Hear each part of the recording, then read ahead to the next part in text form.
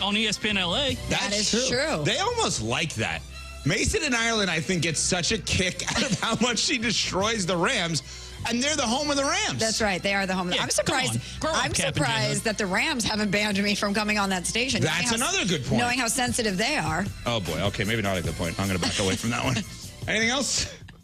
I got to go to the bathroom. My nose is bleeding right now. We are a mess. We're on sports break. Oh, my God. Hey, folks, when it comes to Christmas trees, don't get played by foreign plastic. Just like you wouldn't replace a prize QB with a mannequin. Don't replace American farm fresh trees with fake foreign plastic. These farm families are the MVPs of Christmas, growing champions right here on American soil. They're not sitting on the bench. They're out there every day growing real Christmas traditions. Make the winning choice, farm fresh Christmas trees, not foreign plastic that pollutes. Visit GetRealKeepItReal.com to find your local farm MVP. Hey, fans! Welcome back to Fansville's Cheers and Tears. Oh. Okay, so like everybody deals with losing, right? To a rival on a last-second field goal. Whatever, it's fine. I'm totally fine. But I cope with losing with an ice-cold Dr. Pepper. Those 23 flavors are like so delicious. They totally wash away the pain of your college football team taking a big fat L. College football, it's a pepper thing.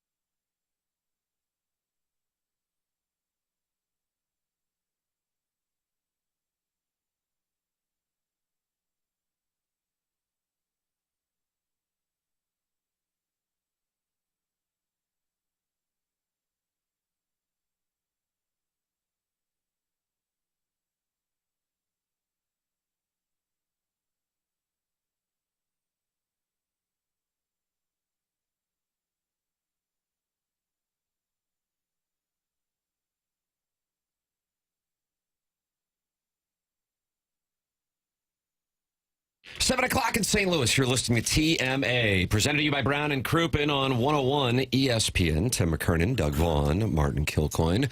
With you on the program, Jackson Burkett's on the ones and twos, and Chairman Curd is answering the calls on the Callier and Thompson phone lines. And, Doug, it's a red alert scenario here. Oh, yeah. As Jackson Burkett announced after what was really kind of a stirring speech that he did not sleep well last night, and he did not sleep well, and I asked why. I thought he was up making love. That's what I thought he was doing. I thought he was up making love. But it turns out he was worried about Robert Thomas and what time he would be joining us today. Oh, me too. And thought he might have told him 8 o'clock, and then he thought it was 8 o'clock Eastern because the boys are taking on the Devils, and you'll be hearing that tonight on 101 ESPN pregame 5 p.m. And that kept you up all night? And then you texted him at 6:15 to make sure he knew the right time, probably stirring him from his slumber. He'll be a -3 tonight as the Blues lose to the Devils before heading home on Saturday night to take on the Flyers. And Jackson Burkett will be the Devils' #1 star. You did say rather confidently, but it's okay. I texted him this morning and cleared it all up, and we said, what time? It's 7 a.m. here. Oh, it's 6:15. That's 7:15 Eastern. He's a hockey player.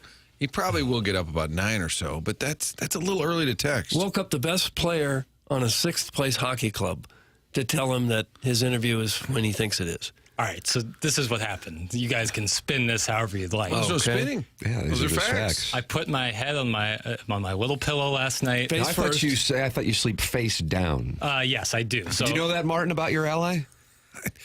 Text in 314. Do you really sleep face down? Correct. Yes, directly. I don't think it's possible to survive that. Yeah, I kind of like make a little bridge with my face, like under the pillow. It's like an air pocket. So I lay face down, and right as I'm about to hit the Z's and go to bed, I think, oh crap! Did I tell Robert Thomas 8 a.m. Central, or did I just say 8? And if I just said 8. You know, he could think, he's a hockey player. The last thing he's probably worried about is his interview. I disagree.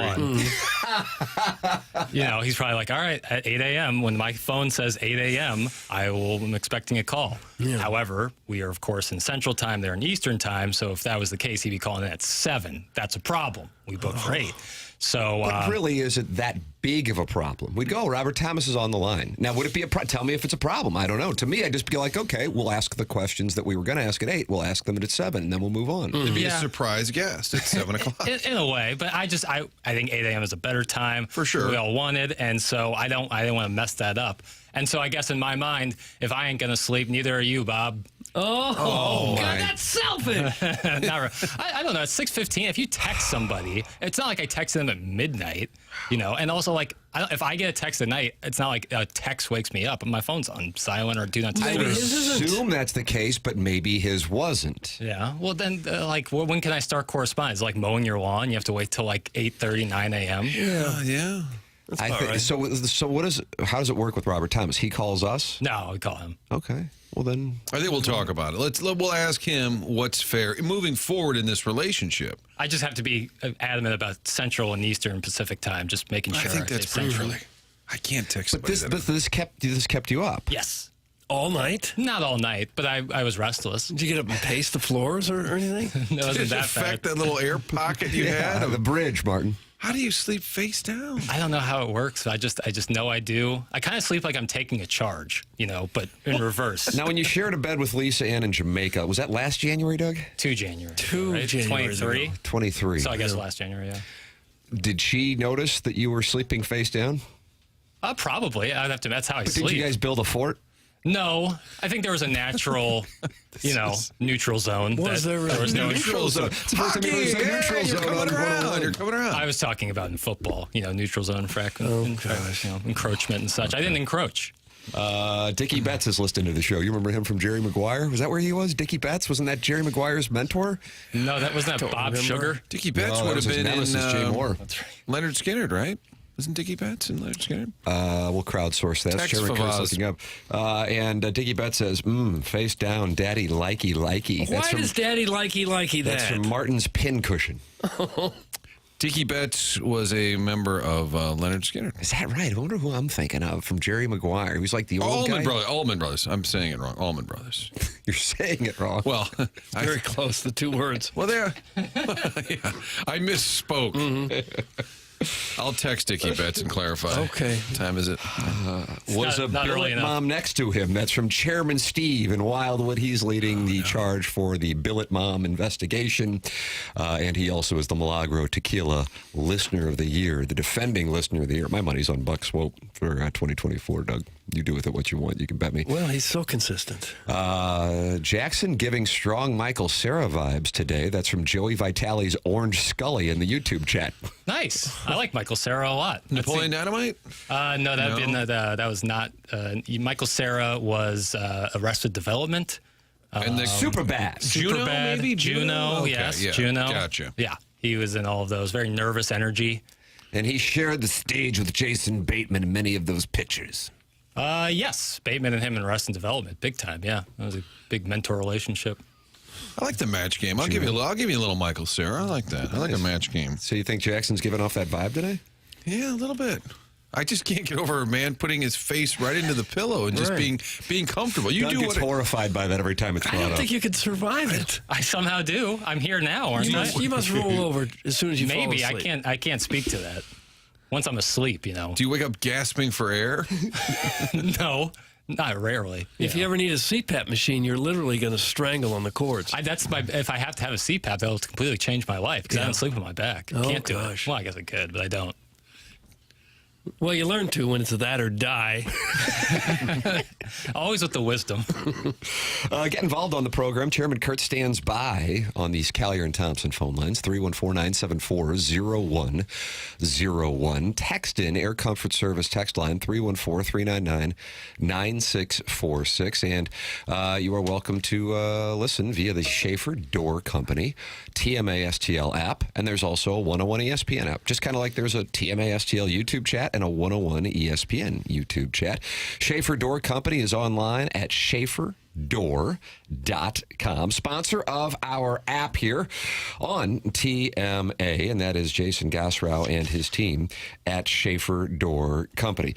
Schaefer Door set up a number specifically for our audience to be able to call or text and access them should that garage door spring break.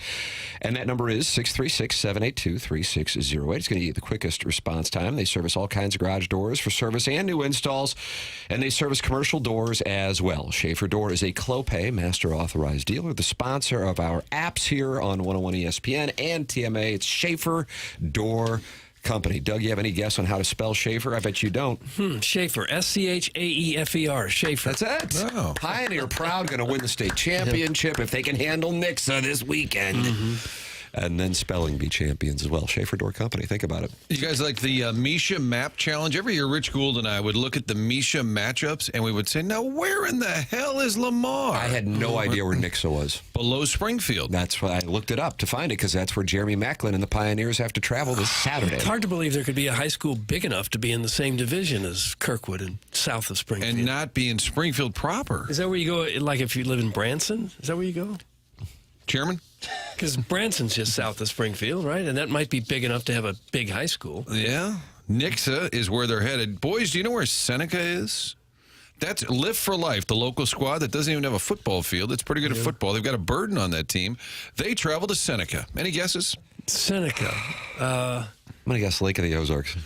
I'll say down there by West Plains, South Missouri. Well, I don't know where West Plains is, but it is near Joplin, below Joplin. I think that counts as Lake of the Ozarks. Is that where West Plains? No. West Plains is it's close enough, Jim. It's below Joplin near the Oklahoma border. That's where Live for Life Academy, which is located down by Soulard, they'll be traveling down to the Oklahoma border. Nice. Do you know where Platte County is, fellas? Oh, Platte County. MICDS is traveling to play them, but they'll be chartering a plane, so it's no big deal. Flying private out of Spirit. That sounds like it's around Kansas City. It is. Nice, Doug. Platte It County. is above Kansas City. One more for you. Luther North is at Kearney or Kearney, K-E-A-R-N-E. That's by Norwood Hills Country Club. Luther North is. Yeah. That's where John Daly kicked a field goal. They're Got that one. traveling to play Kearney. Kearney. I've heard of Kearney, Nebraska. Yeah, I've been to Kearney, Nebraska wedding there. It was with Jamal Mayers. That's where his wedding was? That wasn't his wedding, but we were there together. Yeah. Jamal, call in 314-974-01. He might. Yeah. What would the wedding have been? Now I got to figure this out. That you were there and Jamal Mayers. Probably some St. Joe connection there. I'm going to go back. I think that might be it, actually. Yeah. Nicely done. Yeah. You're having a big 7 o'clock hour. Thank you, Jamie Burkhardt. Thank you, Peter Munganast. Kearney is near Kansas City. But every year, Rich would pull out these matchups, like state semi. Like, all right, buddy, where is Dexter? And I'd be like, I don't know. If you're not in St. Louis, congratulations. Well, that also happens whenever there's a tornado and they say it's about to hit some city that's only, within an hour of here, and you've never heard of that either. Now, where do they play the state championship game? Because it used to be Faroe Field. Then before that, it was the Dome, which struck me as kind of odd. Yeah. Especially with Arrowhead Stadium sitting there as the best venue in the state. Whoa. But now, I think it might be in St. Joseph, Missouri. I think it's because Faroe's going to start their renovations immediately, and they didn't want to wait a week, I guess. Or does it have to do with next year? I really do think it's St. Joseph, Missouri. Well, no, is it this year or next year? I know they are going there, which is way the hell out of the way for people. If you're, let's say, just Smet makes the state championship. City, yes. Maybe MICDS makes it, and they've got room on the plane for other people. Columbia or Jeff City would be fair. Either place. It's not like these games are drawing 30,000 people to them. They don't get that many. But it has to do with Faroe, and I guess Faroe would be perfect. I had talked to Dave Matter at one point, and he said you have to bid on these, but they didn't bid because they weren't sure like when their renovation would begin and end, things like that. That's all I got. Well, either way, it gives us. Yeah, Faroe Field is fair. It's right smack in the middle of the state. Well, I think they would play there. See, I think this year it's still Columbia. Yeah, I got it at Faroe. But then starting next year, I think it's because of the renovations. Okay. I don't know. Hey, that's this show is breaking that story. I think so. That's more information that this show is breaking. We woke up Robert Thomas. We told you where Platte and County we destroyed is. the Blues' chances against the Devils tonight to have a good road trip, and Jim Montgomery improved to 2-0. I'm going to the game on Saturday night. Looking forward to that. Yeah, I figure I'm taking the whole family again. Going with a 2-year-old. Can you stay for 3 periods? I would for a 6 p.m. puck drop, but the issue is the 2-year-old. But I'm looking forward to the energy in the building. Long weekend. A lot of people come back to St. Louis for Thanksgiving. Jim Montgomery's first home game as head coach.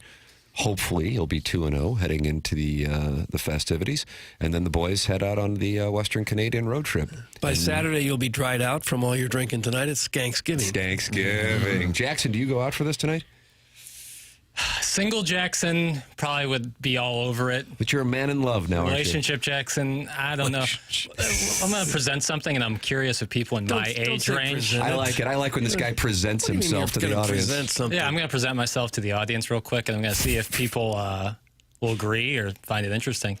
I feel like in my age range, if you live in St. Louis, and maybe this is just me, I feel like I get a little bit patronized because I still live in St. Louis. Like there is like a little... Who's patronizing you? The people who have moved out.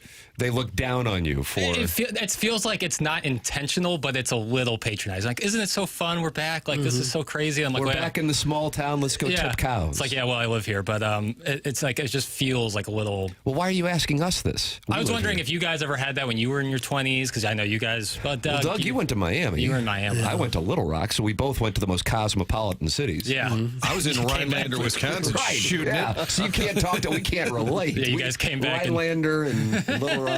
You guys came back in Wayfair. Are you saying that they hey, we're back. Wouldn't it be nice to get out and all see each other? Since you don't get to see us. Like, yeah, oh, well, yes. And it feels like it's like, oh, look, we're back in St. Louis. Isn't this goofy? And it's like, yeah, well, I reside here.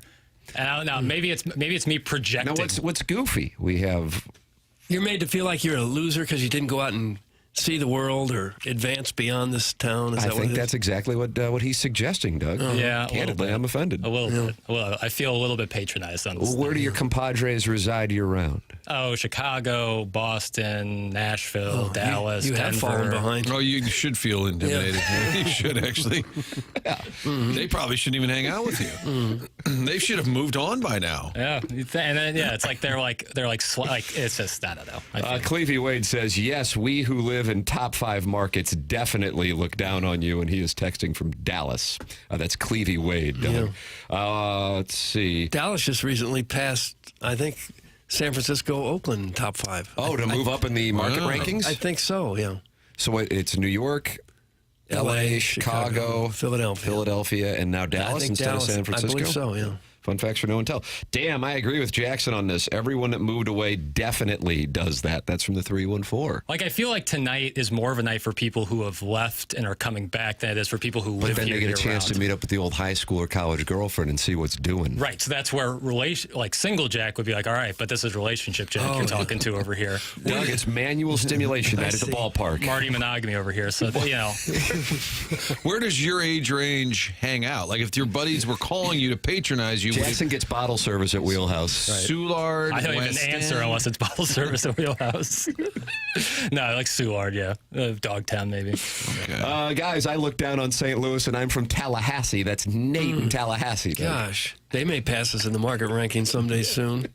The way things are going. Martin, as you know, Brian Henshin covers the Colts, and he does a hell of a job with that club. He says, no, my friends aren't elitist pigs who look down upon my hometown. Hey, Martin, speaking of looking down, how's about you let me have a sniff of Doug's socks? What? Thanks and free perk. Happy turkey, everyone. That's from the Colts beat writer for the Indianapolis Star-Tribune. Jim Thomas used to send texts in like that. All the time. Yeah. Wreck me, Doug. Wanting my socks. Accidentally sent a couple to Greg Aiello, the NFL PR man. Why am I in charge of letting Henshin sniff Doug's socks? Eggplant emoji. They're compression socks, too. Do we have drops today? Because it is the last day of the week. Is that what's going on, Jackson? I feel a little patronized again. Now, who's patronizing you? Marty. Well, I'm asking for a segment. I don't know. It's different. How is that patronizing? Well, here, I'll tell you what was going on there psychologically. My wife's father. About that. So Jackson is a little hypersensitive to some members of the audience complaining about him not playing drops. But Martin was asking for, because it's the last show of the week, since 101 is off for Thanksgiving and Friday, see now Jackson's having the realization that Martin was chirping you about not playing drops, and instead Martin was asking for drops of the week since it's the last show of the week. Jackson now has his hand raised like he's testifying. Yes, pale guy in the back of the room. That was actually more of it. No, I'm just, my hand is up because I'm taking accountability. I thought you were talking about just sprinkling in drops, not just drops of the curious. week. Yeah, my apologies. Right. Will your hand be up tonight when Robert Thomas is -3 and the Blues lose 5-0 in New Jersey? And he just runs out of steam in the third period. When I find out on It looks Monday. like Bolduc on that breakaway. Heavy legs, Doug. Jackie, let's go Find out Oppo. Monday. Let's go Oppo here. What happens when Tomer has a couple of goals tonight, and then he says, please text me every day at 7:15. Oh, and it becomes like a hockey superstition. Yes. Ooh, I'd be into that. 100%. I want to be a part of something like that. Oh, you could be bro friends. yeah. No friends. Like, it would be like, I want to be part of something like that. That'd be cool. I texted Berube once and said, did you wear that tie like 2 games in a row? I noticed it was like a blue and yellow tie. And he said, yeah, my girlfriend gave it to me last week. And he goes, what the heck, right? We won. He wore it a couple days in a row. Tony La Russa used to wear, and I remember seeing him running around. Jordache was something he would wear out, of course. But when the Cardinals were playing the Giants in the 2002 NLCS, I was going down there to cover the game, and I nearly hit him crossing Broadway. And I go, my God, that's La Russa. And he was wearing a Goldberg, as in the wrestler T-shirt. And I go, hey, I saw you wearing a Goldberg T-shirt when I saw you running downtown. Yeah, we won last time I wore it. So it became It's a thing. It became a thing. So Jackson, you're going to be texting Robert Thomas at 6:15 on Saturday morning after he has a Hattie tonight. Can I schedule texts? Because I'd like to sleep. So Face now down, you're not of willing course. to sacrifice for No, this I team? would. I would. If all it takes is me waking up and sending a text, I'll do it every day. Yeah, well, that's nice. You know. Yeah. And then if I don't, it's on me. That's kind of fun, too. You know, Janet called in a couple of weeks ago to attack Mario in Chicago, but now is in Charlotte. And it was a passionate defense of this metropolitan area. Doug, you were emotionally stirred by the phone call. Yeah. And she has just texted in to say, by the way, only a couple of the big cities can match St. Louis in things to do. So there is Janet once again. Now, Jackson, if you're watching on YouTube, you just gave off a facial tell right there. I just want to let you know. I mean, Pursed your lips. What was the word she used to describe? Very few, or? By the way, only a couple of the big, in caps, cities can match St. Louis in things to do. None of them have an arch. Depends on your definition of couple, I guess. Well, usually that's pretty a standard definition. Like 2? That's right. But your friends that go away, have a whole new life. They have a new job, a new set of friends. They're excited about that. They come back, and then they see someone like you who's still in St. Louis, and nothing's changed. Well, what do you mean nothing's changed? Well, that's what this... You got more hair and you're thinner. Yeah. Right, but that's where your Skanksgiving depression is coming from. Yeah, I could be... I wanted to make it clear, I could be projecting here. I likely am, because I don't think they're doing it with malice. When I nearly moved to New York City 15 years ago, some of my buddies who were living there, they were going, "Oh, what's so-and-so up to?" And then they'd like talk amongst themselves. They go, "Oh, yeah, that guy would never leave St. Louis," as if it was a trait that people possessed that they would not move from St. Louis. So I did witness this firsthand. I can't speak to what you're dealing with when you're at the bottle service party tonight. There was like one pregame for Thanksgiving like 2 years ago. And what they say, they all laughed and pointed. I was like the one person there who was still living in St. Louis, and they were like kind of like, "Oh, isn't it so weird to be back?" It's like, yeah, I live here. Like this is like I live 5 minutes down the road. Is what hit you as they were conversing about their travels. You just kind of felt small. I felt small. That's exactly right. I felt small. Bless your heart. Thank you. Get some friends from Seneca or Platte County, and that Kearney? way. Where's Kearney? Yeah, again? near Kansas City. I'm not driving that far. Martin, I flew into Lincoln, drove to Kearney, Kearney, and then hung out with Jamal Mayers. Yeah. Never been to the state of Nebraska. I haven't been to the state of Wisconsin or Iowa. Whoa. Or Oklahoma. God. How random is that? Wisconsin. Get yourself to Lake Geneva. I really do want to go. I'd love to go to a game in Madison. Yeah, it's a great stadium. Go up to Lambeau with the boys. Door County in the summer. Oh, man. Prime. I've never been to Milwaukee. It's one of the big cities I haven't been to. Is that right? It's a pretty cool city, though, isn't it? Plowsy went once and said how great it was. Kim would go with me to Marquette games. When we were dating, I would drag her up there. And when do they play college basketball? January, February. It's cold as crap. It's snowing. You'd step into a pile of slush. And she's like, "Are we going again next year?" Like, it was always miserable. And then we went one time in the summer, and she said, "I love this town." 2 different versions of Milwaukee. Yeah. Go in the summer, Doug, is what I recommend. Yeah, Minneapolis is that way, too. You can look down on St. Louis by texting in 314-399-9646. But Martin, Doug, and I will defend it against Jackson's attacks and what you're going to deal with tonight. And you are going out tonight, and you're going and getting bottle service? He's not going. Game time decision. Oh. GTD. Can you even get bottle service if you haven't left St. Louis? Not tonight. That's reserved for I'm going to go with you tonight and defend your honor. Where are we going? I'll go. Yeah, what's the move? Molly's is usually Jackson's spot. No, I haven't been to Molly's in a good long while. That's because you're a man in love. Yeah, but last time I was there, like Mardi Gras. Why don't you do some Molly and then go to a new place? No ecstasy. No ecstasy. Probably if I were to go, I'd be like Tam Ave Bar. Yeah, that's your spot. Dogtown. Tam Ave Bar. Yeah. That's the name of it? Yes. Tam Ave. Guess where it is, Doug? Tam Avenue. Tam Avenue Capital Partners. Yeah, that's right. That's where Max used to be. Yes. So like the restaurant right next to it. Yeah. I'd have libations there. Sometimes picking up the Max Burgers, baby.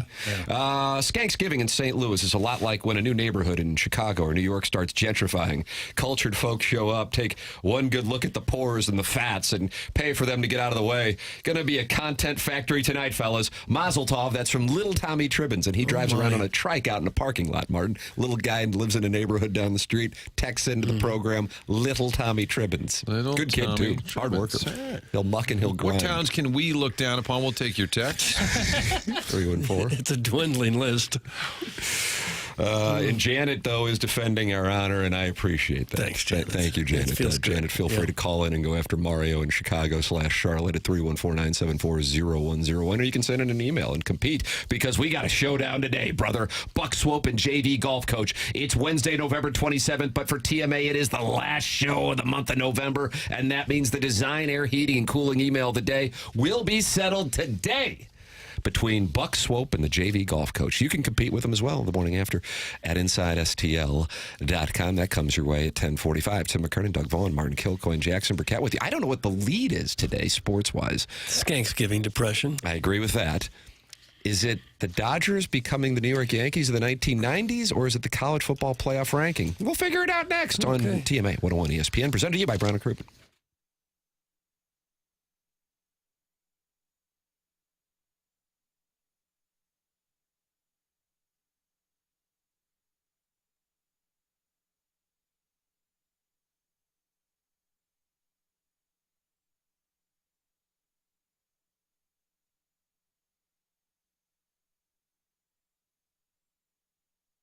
There's still time to load up on groceries. Going to do all that cooking today in advance of tomorrow. And the best place to load up is at Schnucks. They still have the unbeatable meal deal going on for Thanksgiving. If you're going to put out a spread, like to put out a spread for the whole family, you can do it for less than $4 per person. It's all part of the unbeatable meal deal. That centerpiece, of course, is the turkey. The prices this year at Schnucks, the lowest they've been in 14 years, going all the way back to 2010. Glorious Steve Spagnuolo in year 2. Limit one Schnucks whole frozen turkey, $25 purchase, not including the price of the turkey. You got to have the sides, stovetop stuffing, 2 for $4. Sweet potatoes, only 39 cents per pound. All the sides, low prices, added up, less than $4 per person. 10 people, less than $40. You can do it with this math at Schnucks. Stop by, also download that app, get the rewards, save money. Schnucks makes your holidays.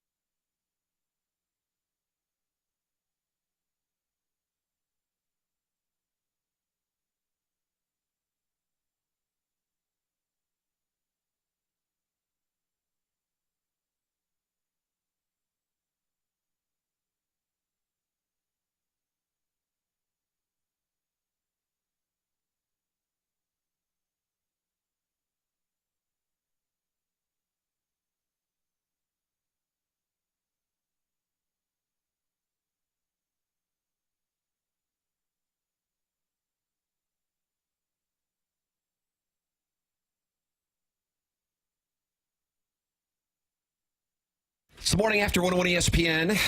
Tim McKernan, Doug Vaughn, Martin Kilcoyne with you. Jackson navigating number 1, texting Robert Thomas at 6:15 this morning. Number 2, fearful that he's going to be made fun of tonight by his friends who have moved to Dallas, New York, Boston, and Nashville for still living in St. Louis. You can help Jackson by calling the Callier and Thompson phone lines at 314-974-0101. You can watch the show and talk it over with other friends of the Feather. YouTube.com/TMASTL. Doug, you are so good at picking the lead. What is the lead today? I mean, we got the Blues, we got the Devils, and we'll tend to that because Robert Thomas is going to come on and Jackson's going to apologize for the early text. But more than Jackson or Bob, we've got a full Blue. Who else is on the show? Jeremy Rutherford. He's always on Wednesdays, brought to you by Mark Hanna of Evergreen Wealth Strategies, who I think is one of the finest people I know. Mm-hmm.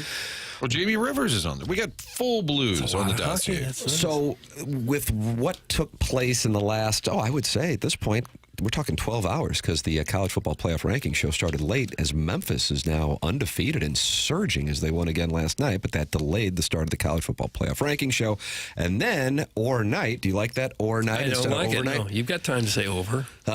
Blake Snell signed with the Los Angeles Dodgers, and not only do they have a lineup that's pretty damn good, they now have a rotation for their defense of the World Championship that includes Blake Snell, Shohei Ohtani, Yoshinobu Yamamoto, Tyler Glasnow, and then your pick of Dustin May, Tony Gonsolin, Bobby Miller, and Clayton Kershaw to finish out for the 5th spot. Thoughts? Concerns on the lead? They're also the leading contender to get the next big thing from Japan, Roki Sasaki, who's another right-hander, is supposed to be a great player. It's pretty frightening. I see they have, since the start of last offseason, they have signed 5 players to contracts of $100 million or more. That's the same amount as the rest of baseball combined. It's pretty frightening. That is correct. Yeah. That is the data on that fun fact for no one tell. For the record, it's 5 contracts worth at least $100 million, and that's since the start of last offseason. That is the same of all of the other 29 teams combined. That is a hell of a data point. Is their slogan, "We're not sitting this one out"? You think they're sending a clear message? It's pretty amazing, though, when you rattle off all those names. They didn't have any pitching in the postseason. They had 3 guys, and they kind of bullpen started a lot. They had to go to the bullpen so often, so they're just going to load on up. I wonder if there'll be an alliance with the rest. You can't do collusion anymore, but doesn't this, if you're the Reds, the Pirates, Brewers, we'll throw the Cardinals in there too, even though maybe they're not the small market some of those are. Don't you say to yourself, holy crap. I mean, it's a little out of, I mean, could the Cardinals spend more money? Yes. Could the Pirates spend more money? Yes. Nobody can spend this amount. I'm without seeing the books, I would guess.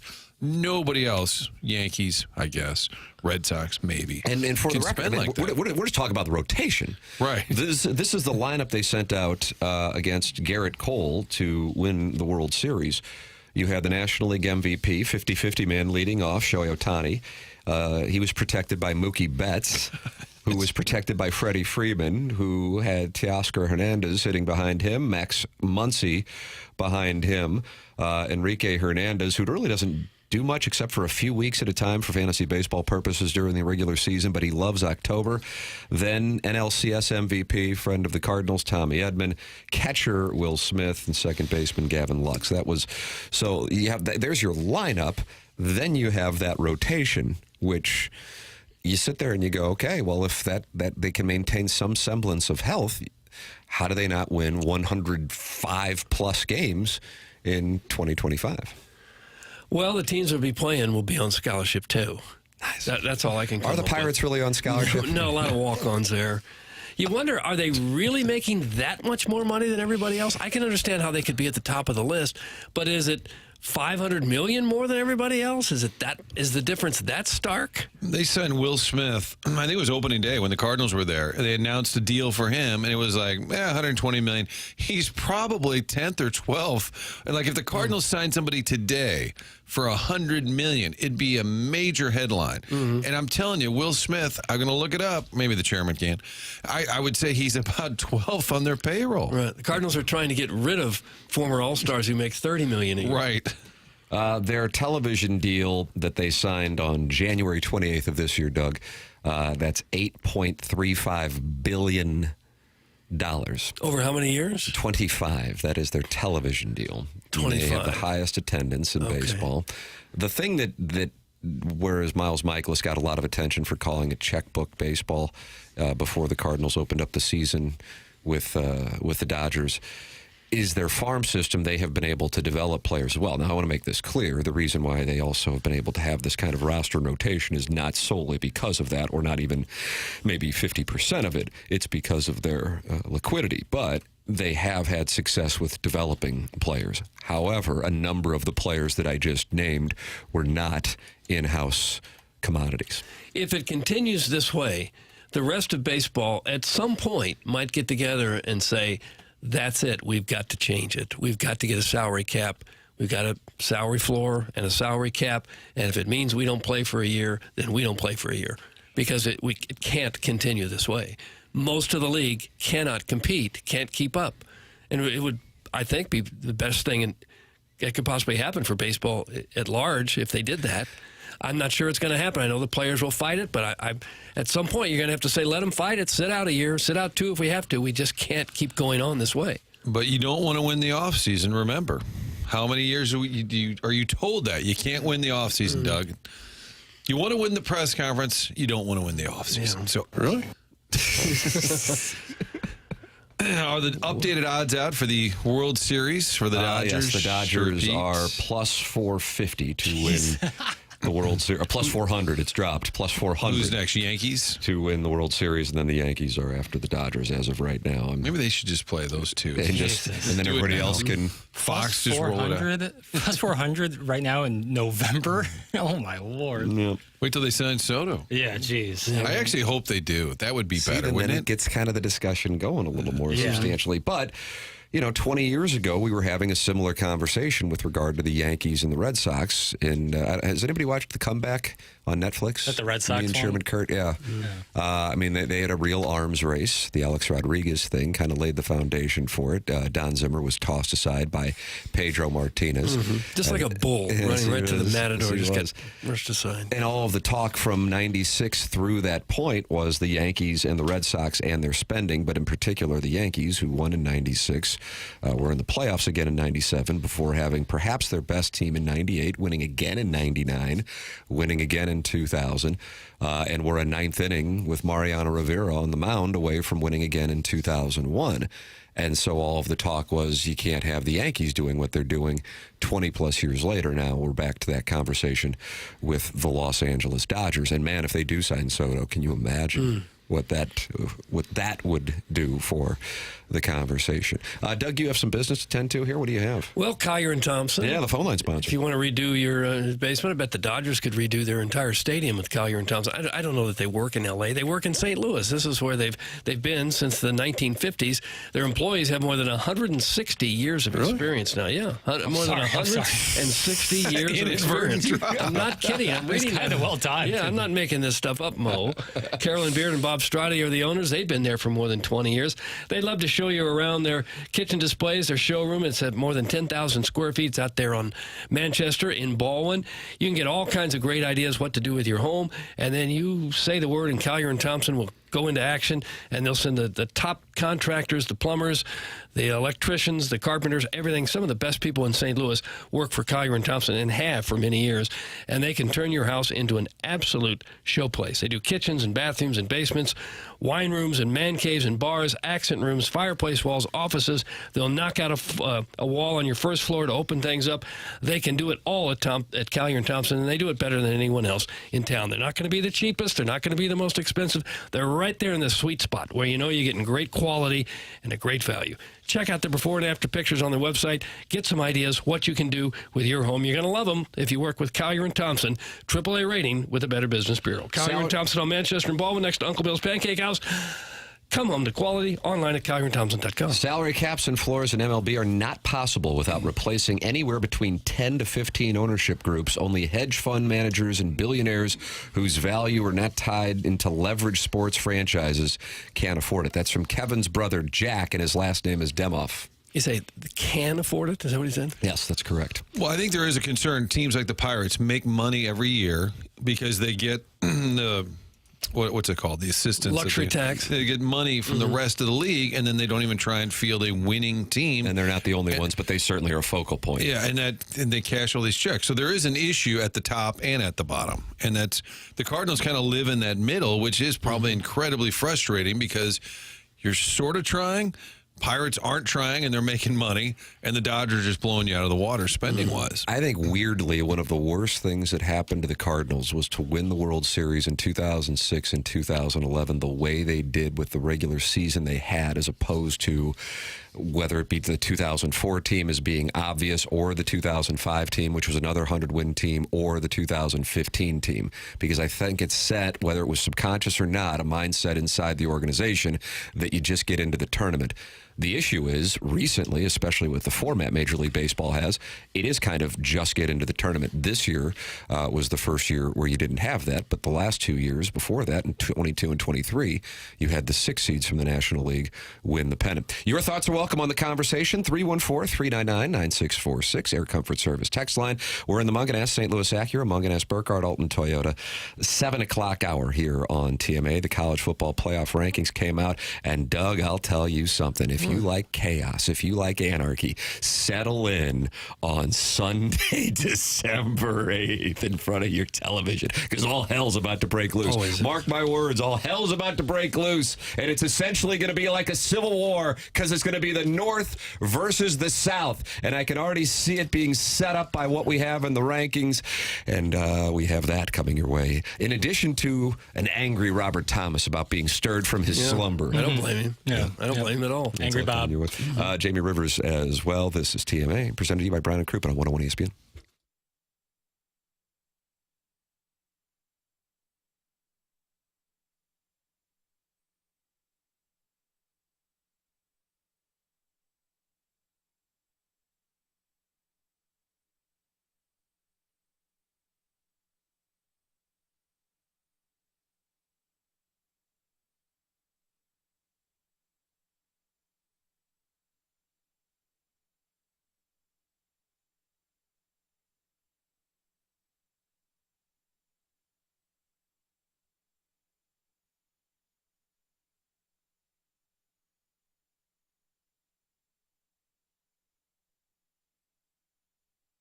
Michael's Flooring has been family-owned, locally owned for over 30 years. Michael's takes pride in helping and making sure his employees are happy and make a great living, and that is why he's offering carpet installers $7 a square yard. Michael's passion is flooring, and when you order from him, he wants you to have the best experience for the best price, and that's why, again, he's making sure he gets the best installers and giving them $7 a square yard in compensation, and that is awesome in this industry. There is a reason he's continued to grow through the 31 years at Michael's. Employees love working for him as they feel like family, and he makes sure they are taken care of. And then this rubs off to the families buying the product as they know they have the best interests of the buyers. They have it all, but carpet is awesome and now back. They have so many varieties of all flooring and have 3 easy-to-get-to locations in St. Louis. Those locations are in Creve Coeur, Darden Prairie, and St. Peter's. The holidays are here, and many people love to entertain and show off their home. There's no better way to do that than getting floored at Michael's. Come see why people are loving getting floored by Michael, and make sure you visit igotfloored.com.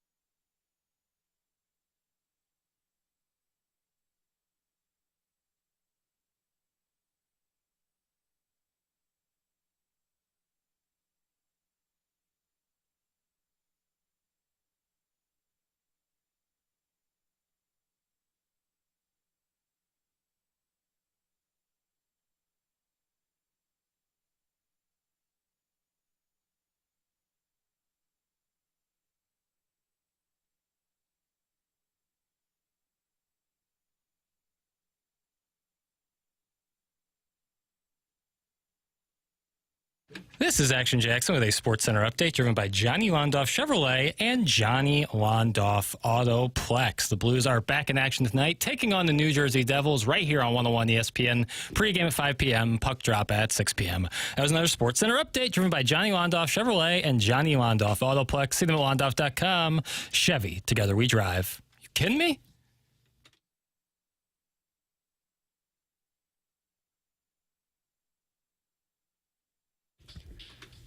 Welcome back to Morning After 101 ESPN. Tim McKernan, Doug Vaughn, Martin Kilcoyne with you on the program. Doug, the Fighting Illini, they're ranked. The Missouri Tigers, they're ranked. But I don't think either are live for the college football playoff. Yeah, I'm willing to say it right here. Gosh, not a true son. Missouri's 21, Illinois 23. That's right, that's right. Missouri, a 3-point favorite on what could be a snowy Faroe field. Chairman Kurt, you're going too, aren't you? Yeah, I'll be bundled up and up there. Yeah. Last time seeing Luther. That's right. You still on the prowl for your dream girl that you saw just tiger once? stripe dress down in Tuscaloosa. Yeah, I mean, it would be ideal to see her up there. You're going to do nothing? Stare at her awkwardly. Fool me twice, you know. So that could be a situation if you do have a snowy game in Faurot Field on Saturday. Illinois taking on Northwestern as a 7.5 point favorite, depending on where you wager. But as it stands right now, the Indiana Hoosiers are in as the 10 seed. Currently, they would be the 11th seed, the 10th ranked team, but 11th seed because of the way the conference champions move around. Number 1, Oregon. Number 2, Texas. Again, this is actually the bracket, not the rankings. And then you have Miami, Boise State all getting the byes, not the Big 12 champion. There's actually a chance the Big 12 champion would not get into the college football playoff. And I think there is a mindset, and they went out of their way to try to point this out last night on the college football playoff show, that they're not guaranteed a spot. It's the highest ranked conference champions. And therefore, theoretically, the Big 12 could be left out. As it stands right now, Arizona State is the 12 and would head to Ohio State, but Arizona State is by no means guaranteed to be in the college football playoff. Tennessee would play Georgia in a rematch. I wonder if they would allow that to happen. I would imagine they might try to move the numbers around to not have a rematch in the first round. Indiana would head to Penn State, and SMU would head to Notre Dame. From last night's rankings, from the dialogue following, anything stand out to you, gentlemen? My favorite part was the committee chair. Is it Ward Manuel? When they asked him about Indiana, he said, we like some of the things they did in that game. And I was like, what? Did he have a talking point? Like, they're going to ask him about Indiana. He said, we like some of the things they did. And then the next thing he said was, we dropped them 5 spots, but we liked what they did. Yeah. So we're going to be scaling back next year for a reset, but we're going to be good.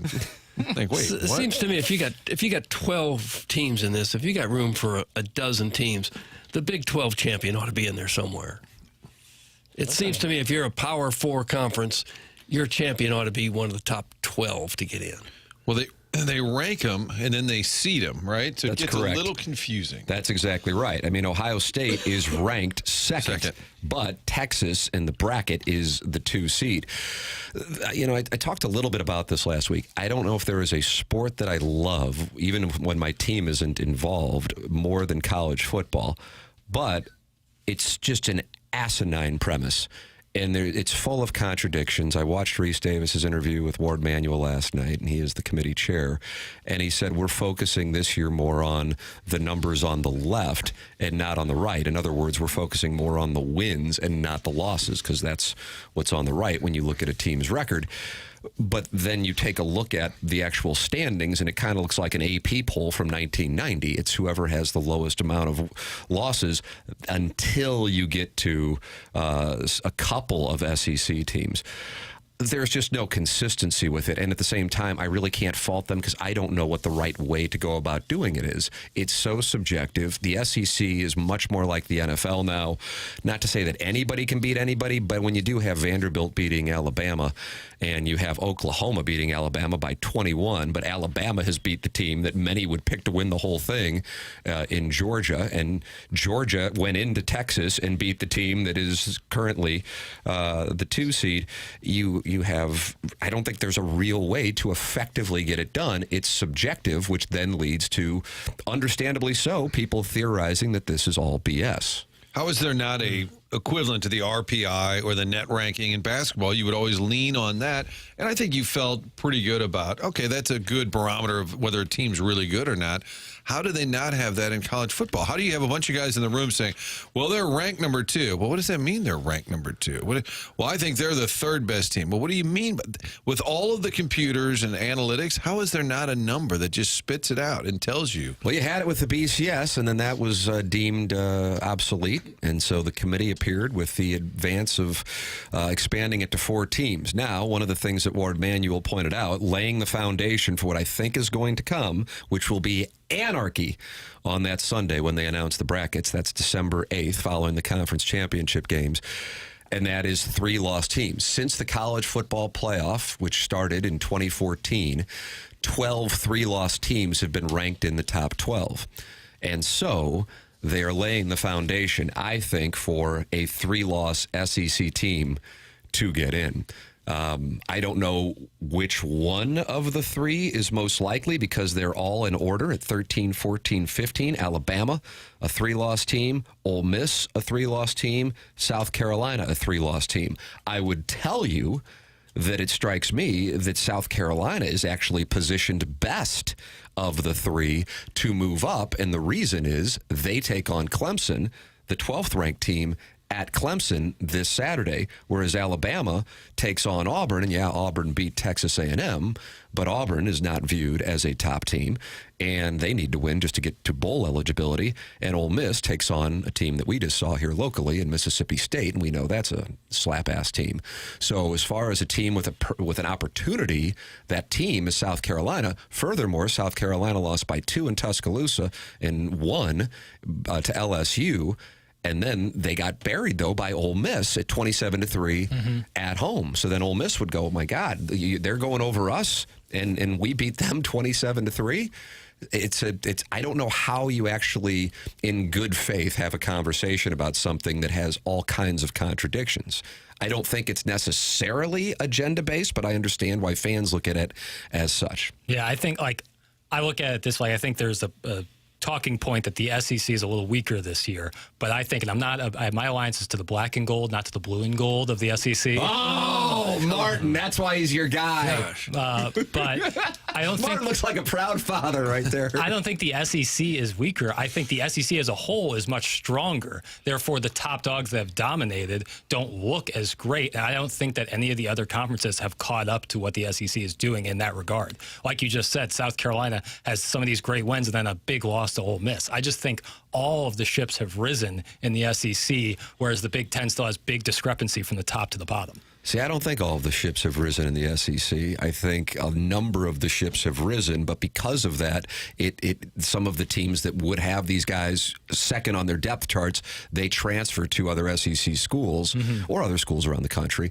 and then that lifts up the opportunity for Vanderbilt, whether it be the Alabama win or to only lose by 7 at LSU on a Saturday night. I mean, that also would have been a foreign concept. They hung with Texas in Nashville.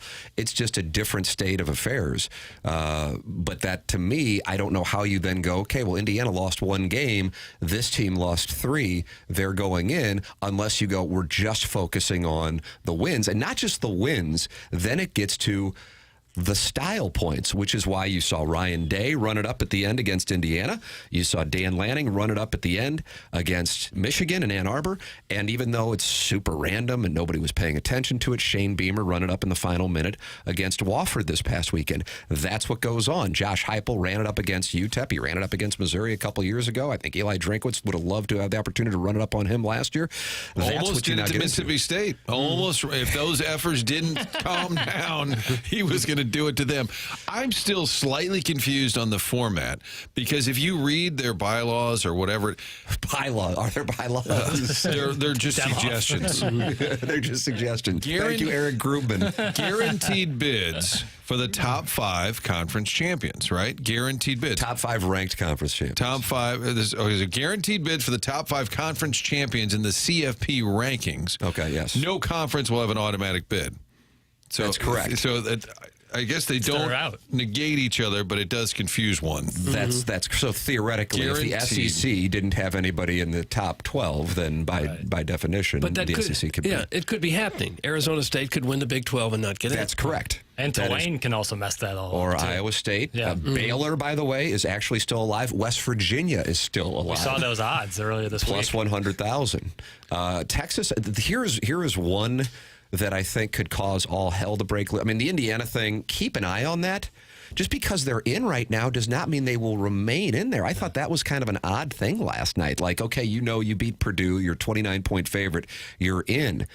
I'm not as sure about that because I think that they could go, okay, we're going to move. Alabama goes and beats Auburn, even though Auburn's garbage. They got the win against A&M. They have been playing better.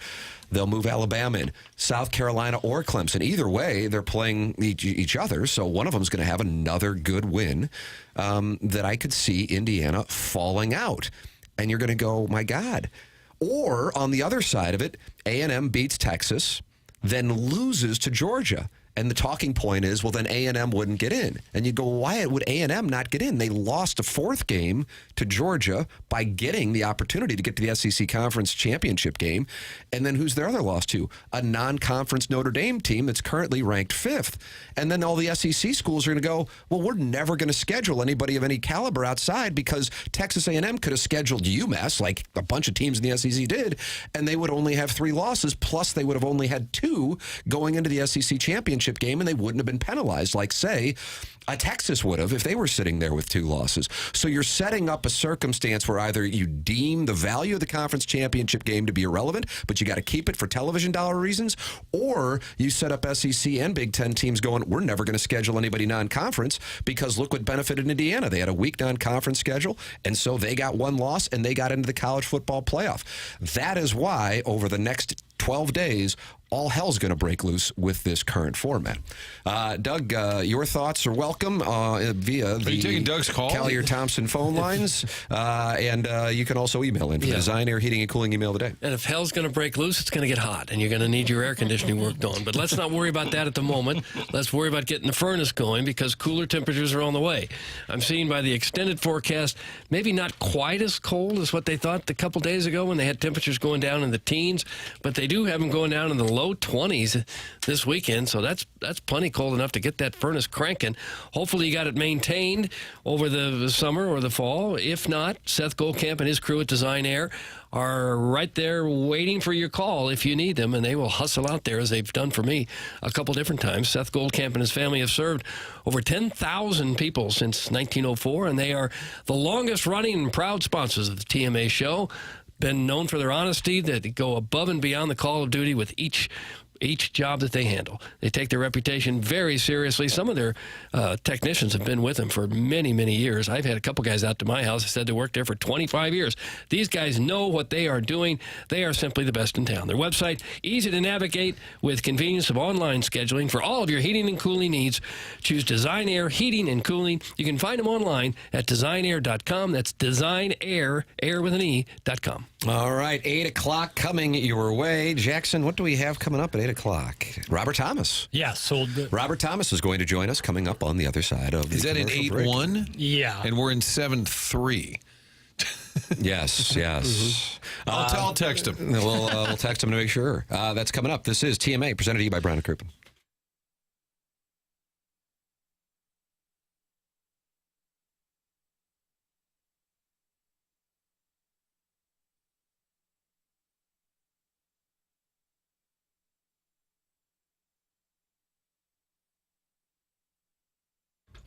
Holiday season, gift-giving season, what to give, what to get somebody. I know what a great idea is. I love getting a great massage or giving the gift of a massage. It's me time with Massage Envy. Get the gift card for your friends, and when you spend $150 in gift cards, you get a free $40 promo card for you to keep for yourself, or you could add it to someone else's gift. This is going on until December 31st. Great deal. Spend $150, get $40 free back to add to the gift or to keep for yourself. It's me time with Massage Envy, and your friends, your family members can use that gift card for a massage, facial, stretch session. You can do this by stopping by Offer Good in location only. Not available online. Terms do apply. See franchise locations for details. It's Massage Envy, the gift this holiday season. The gift of me time. It's stressful this time of year. Best thing to do, relax, get a massage from Massage Envy. Give the gift of me time.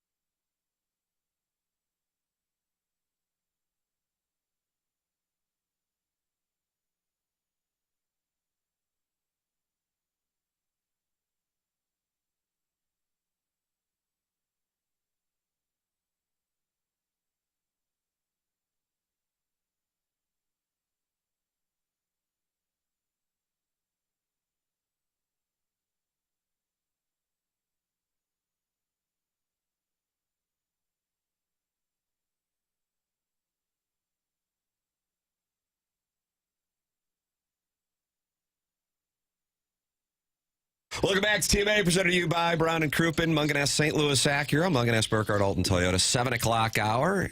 Jackson defending St. Louis against his friends who will be here tonight for the Skanksgiving festivities. The Cardinals and what to do with the Dodgers now acquiring Blake Snell to have a rotation that is littered with top-tier talent in addition to a lineup that was already littered with Hall of Famers and the college football playoff rankings. Plus, Jackson woke up Robert Thomas at 6:15 this morning, and he is going to join us here in a matter of moments. That's what you can catch in the Munganess St. Louis Acura, Munganess Burkhardt Alton Toyota 7 o'clock hour. Online at stlouisacura.com and altontoyota.com. Yesterday, I mentioned on the program that as I was driving to the station, I saw that I had a little notification on my vehicle, and it was A16, Doug. A16 was the notification. You need an oil change. And that's what it was. Right. And then Jamie Burkhardt of Munganess is listening to the program. He immediately says, not a big deal, not urgent, but I'm going to connect you right now with Ryan Seiberg, and we're going to get you in and get that thing taken care of. Really? That's the kind of service you get at Munganess St. Louis Acura, Munganess Burkhardt Alton Toyota. Plus, they're as accessible as they can be to the TMA audience. And they set up a number specific for the TMA audience, and that number is 314-252-0029. 314-252-0029. Call it or text it. It's Munganess St. Louis Acura, Munganess Burkhardt Alton Toyota. Robert Thomas next here on TMA 101 ESPN.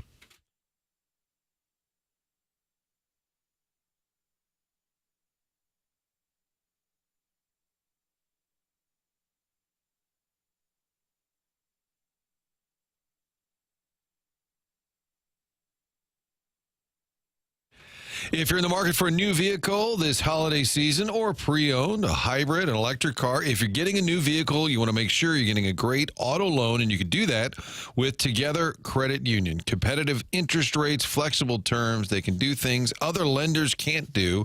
You can apply online, real simple. No application fees. Just go online and apply, or stop by any of the 14 area Together Credit Unions. Find out more about these great auto loans this holiday season. Line up your auto loan ahead of time. Make sure you're getting the lowest rate possible. Together Credit Union is also partnered with auto dealerships throughout the metro area. You can actually ask them about a Together Credit Union auto loan. When buying that vehicle this holiday season, make sure you get a great rate.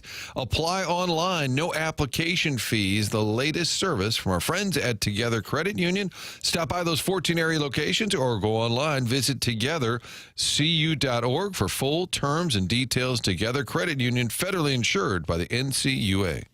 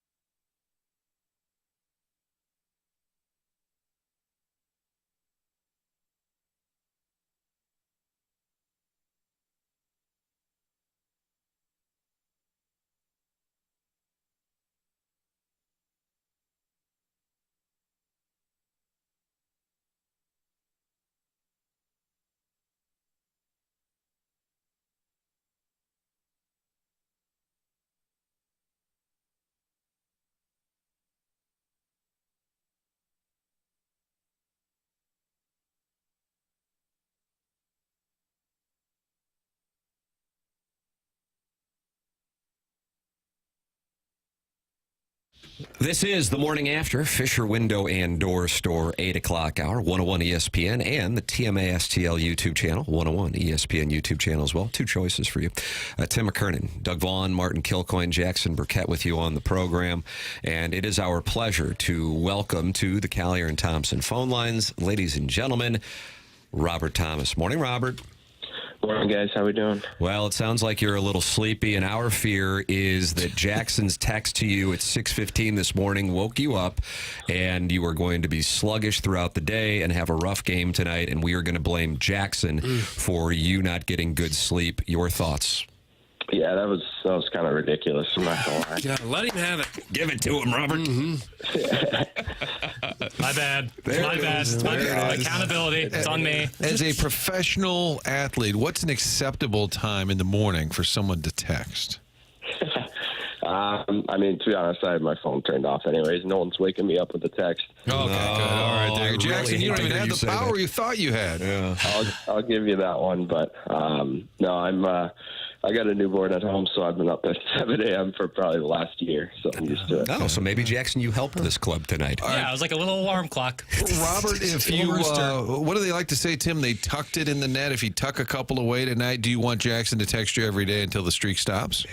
No, I'm okay. All right. Sounds like that superstition is going to also be put to bed. Robert, I thought you were asked immediately on Monday at Madison Square Garden about Jim Montgomery, and I'm certainly looking forward to discussing everything that took place on Sunday and Monday in the game on Monday night with you. But I thought one of the things, and it kind of exudes class, and I think a lot of fans thought so as well, is you said, before we get going on that, I want to make sure I say some things about Drew Bannister, because it's a tough spot. People are excited about Jim Montgomery, but this wasn't necessarily, I think, a referendum on Drew Bannister so much as, hey, Jim Montgomery's available, and we think this is going to make us a better organization. And I thought it was a first-class thing on your part to make sure that you spoke on behalf of the team for your appreciation for Drew Bannister. So before we get into Montgomery and the game against the Rangers and everything that happened with you guys, what would you want to say to the 101 ESPN audience about your former coach? Yeah, pretty much the same thing. Obviously, it was a tough day for, anytime you have a change, it's always tough. You feel for the guy going out, and yeah, he was a great person, a great coach, and he's got a great family as well. So I really wish him and his family all the best, and hope he gets another shot at it soon. And you guys on Sunday morning find out that the change has been made following the loss to the Islanders. You obviously know Jim Montgomery quite well from his time with the Blues. What was that 24, 48 hours like for the players? Yeah, obviously really exciting to have someone come in with that resume, that caliber, who's not only for guys that have had him, but guys that have just seen his name, how well respected he is around the league. And guys were so excited. This is a guy that, the organization and obviously the players believe is going to be here for a long time. And that's really exciting. And just his hockey mind, his humor, he's a really funny guy. I'm sure a lot of you guys will get to know that over the years, and we were so pumped. What did you remember about that 2-year run as an assistant? Give people a little insight into the impact he had as an assistant on Chiefs staff. Yeah, when you're an assistant coach, you're kind of more personable. You're able to, whether it's video or just the relationship you have with players is obviously different than a head coach. And for a lot of us, he was really big on helping young guys out and helping guys take steps in their career. And when I look back, I think about myself and Kairu and Bucci, and obviously the big step we've taken a couple of years ago. And, I point to him. I say he really helped us. He was, whether it's, phone calls, meetings, different things, video, he was a really big part of that. And for me as a player now, it's super exciting. We have so many good young players coming up and so much exciting talent, and they get to witness the Jim Montgomery that helped me get to where I am. So that's really exciting. Did Montgomery make any game strategy type changes for Monday night, or is it too early to do that kind of thing? Yeah, he did. Definitely little things.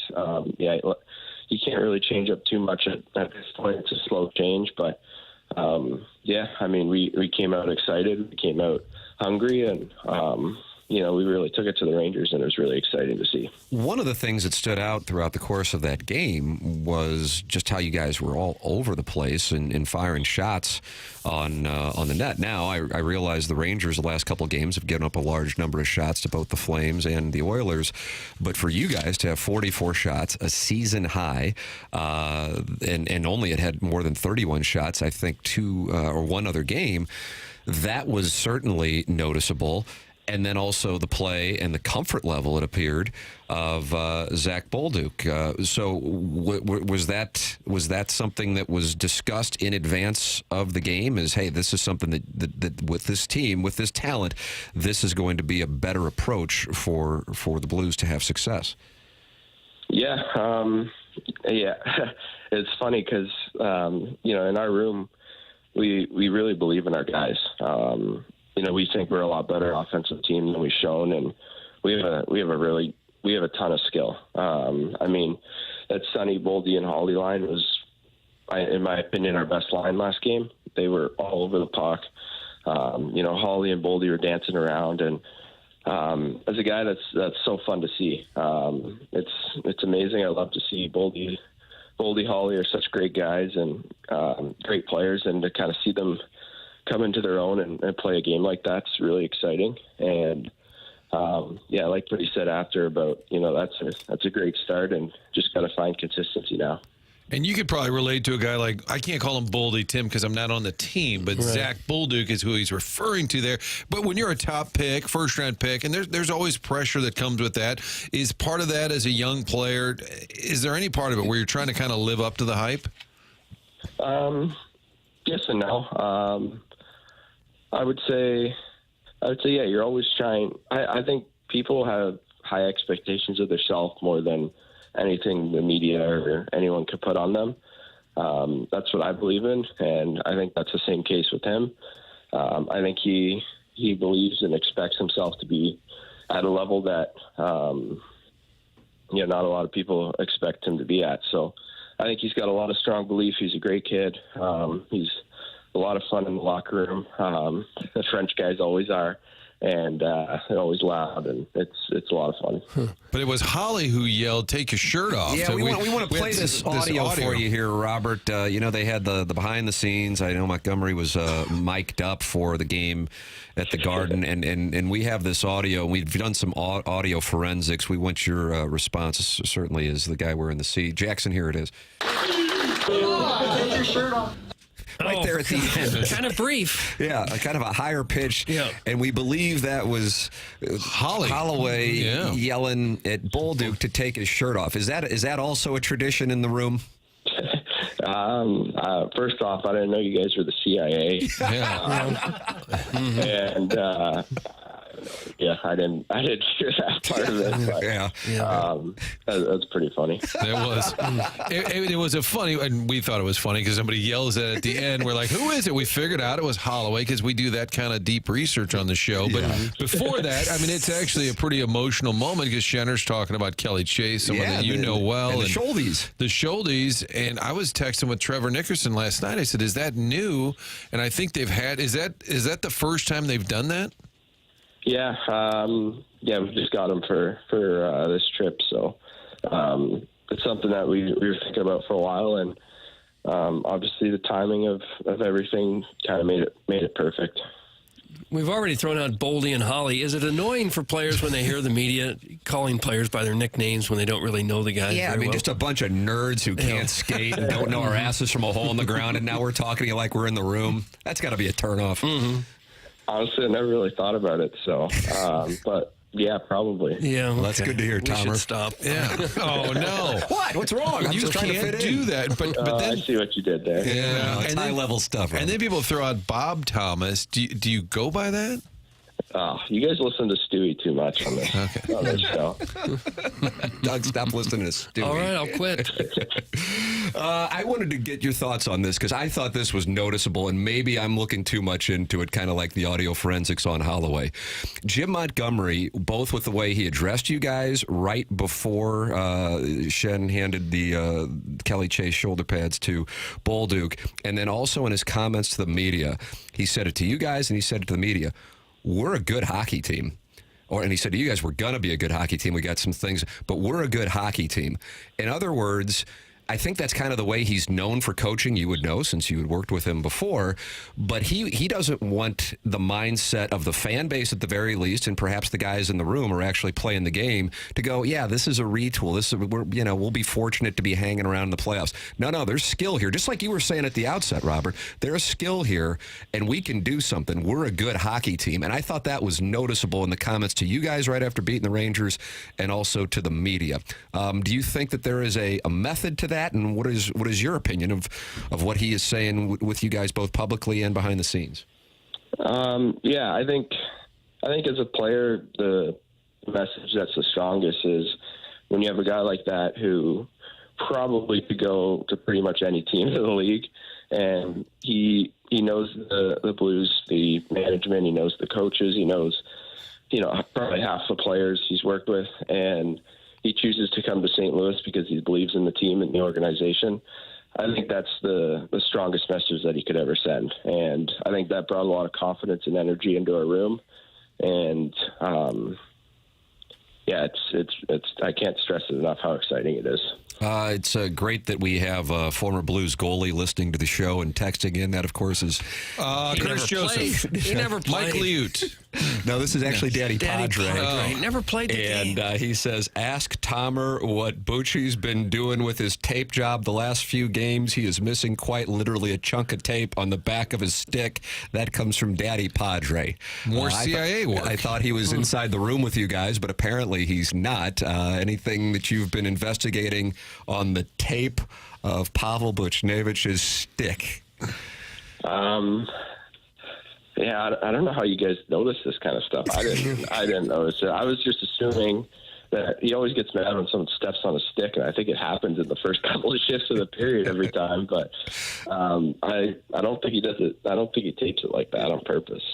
Yeah, this show has a lot of high-level investigations going on. Well, that one we didn't do. That was Daddy Padre, the great emergency goalie guy. Emergency backup goalie. Yeah. No, it's a stupid question. That's right. Thank you. Appreciate it. Robert, we appreciate the time. Certainly looking forward tonight. I think the building is going to be alive as can be on Saturday night when you guys get back home for the welcome for Jim Montgomery, and hopefully you'll be carrying a 2-game winning streak into the festivities against the Flyers. Yep, that's what we're hoping to do. Should be an exciting one. Devils are playing really good, and it'll be a fun test for us. Absolutely. The Devils tonight, pregame 5 p.m. here on 101 ESPN, then the Blues back at home. Puck drop 6 p.m. on Saturday against the Flyers. Robert, we appreciate it, man. Thanks so much for the time. Yep, thanks, guys. All right, that's Robert Thomas you, with us here. Yeah, we're going to call him by nickname now that we've been welcomed to do so. I did that same thing when I sat down with Brewey for my podcast, and I said, do I call you Chief? Yeah, it feels weird. Yeah, and he goes, I don't know. It's what everybody calls me, so, whatever you want to call me. I was in the locker room once when Malcolm Briggs of Channel 5 called Adam Oates Oatesy. He said, hey, Oatesy. And Oates turned around and said, my name is Adam. That's even better. Yeah. Media trying to nerd out, but then called out for trying to be an insider. There's nothing worse than a comfortable media person. Yeah. Who is that drop, Jackson? Lance Lynn. That's Tracks. perfect. That's 100% on brand. He totally played me when they made the deal and got Tommy Pham back, and I said, Lance, how you doing? He said, what do you got? And I said, doing a thing about Tommy Pham coming back, and you were one of the guys who played with him. And he said, yeah, I never played with him. And I'm like, I know he did. I know. And he said, sorry. And I walked away, and I got my phone. I looked, I think we're teammates for like 3 years. God bless Lance Lynn. All right, ladies and gentlemen, I know we have Jamie Rivers, who's going to join us coming up as well. We have the Daily Blues hits that are usually at 8:15, but pushed back a little bit today because of Robert Thomas's conversation. JR joins us, presented by Mark Hanna of Evergreen Wealth Strategies, the Design, Air, Heating, and Cooling email of the day, coming up at 10:45.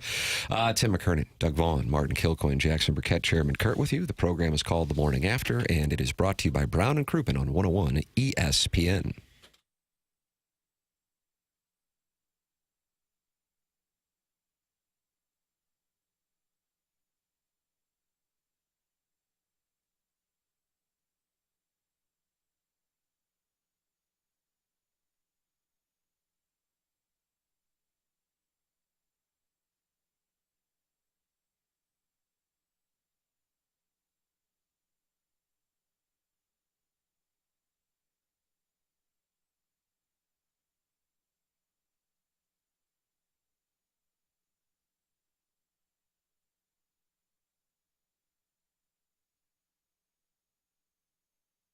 I had a chance to meet with Stewie and his son at Stewart's American Mortgage a couple weeks ago, and I walked out and I went, I don't know why anybody would go anywhere else, especially when he gives out his cell phone number of 314-324-4440. He called me last week, and that was the number he called me on. That's his real number, and you can call it right now. Plus, Google the Bagel Loan. That's Stewie from Stewart's American Mortgage, and he joins us right now. And Stewie, let's get to the bottom of talking about 100% financing on a purchase. What is the status and what is your counsel to our audience? Tim, there are so many opportunities out there to buy a home. You know, buying your home is your castle. Living in somebody else's house, you're paying them rent, you're paying them stuff. Buy a home. You can get 100% financing if you're a veteran, first-time home buyer. If you're not a veteran, you can get 100% financing. The Bagel Loan, no closing costs. You can get into a house with little to no money at all. And this is a big misconception out there. People think they have to put down 20% or they need a lot of money to do it. You don't. Go ahead and buy your home. Stop paying other people's mortgage payments. You can get in quick. We can close you in as quick as 10 days. Go submit your contract. Tell the seller, hey, it doesn't take me 2 months to get it done. I can be in this house 10 days. They're going to grab your contract, no closing costs, little to no money in the transaction. What's your excuse? Make it happen now. You can do so with Stewie at Stewart's American Mortgage. The number is 314-324-4440. And that's not just a number to an office. That's his cell number, 314-324-4440, or Google the Bagel Loan.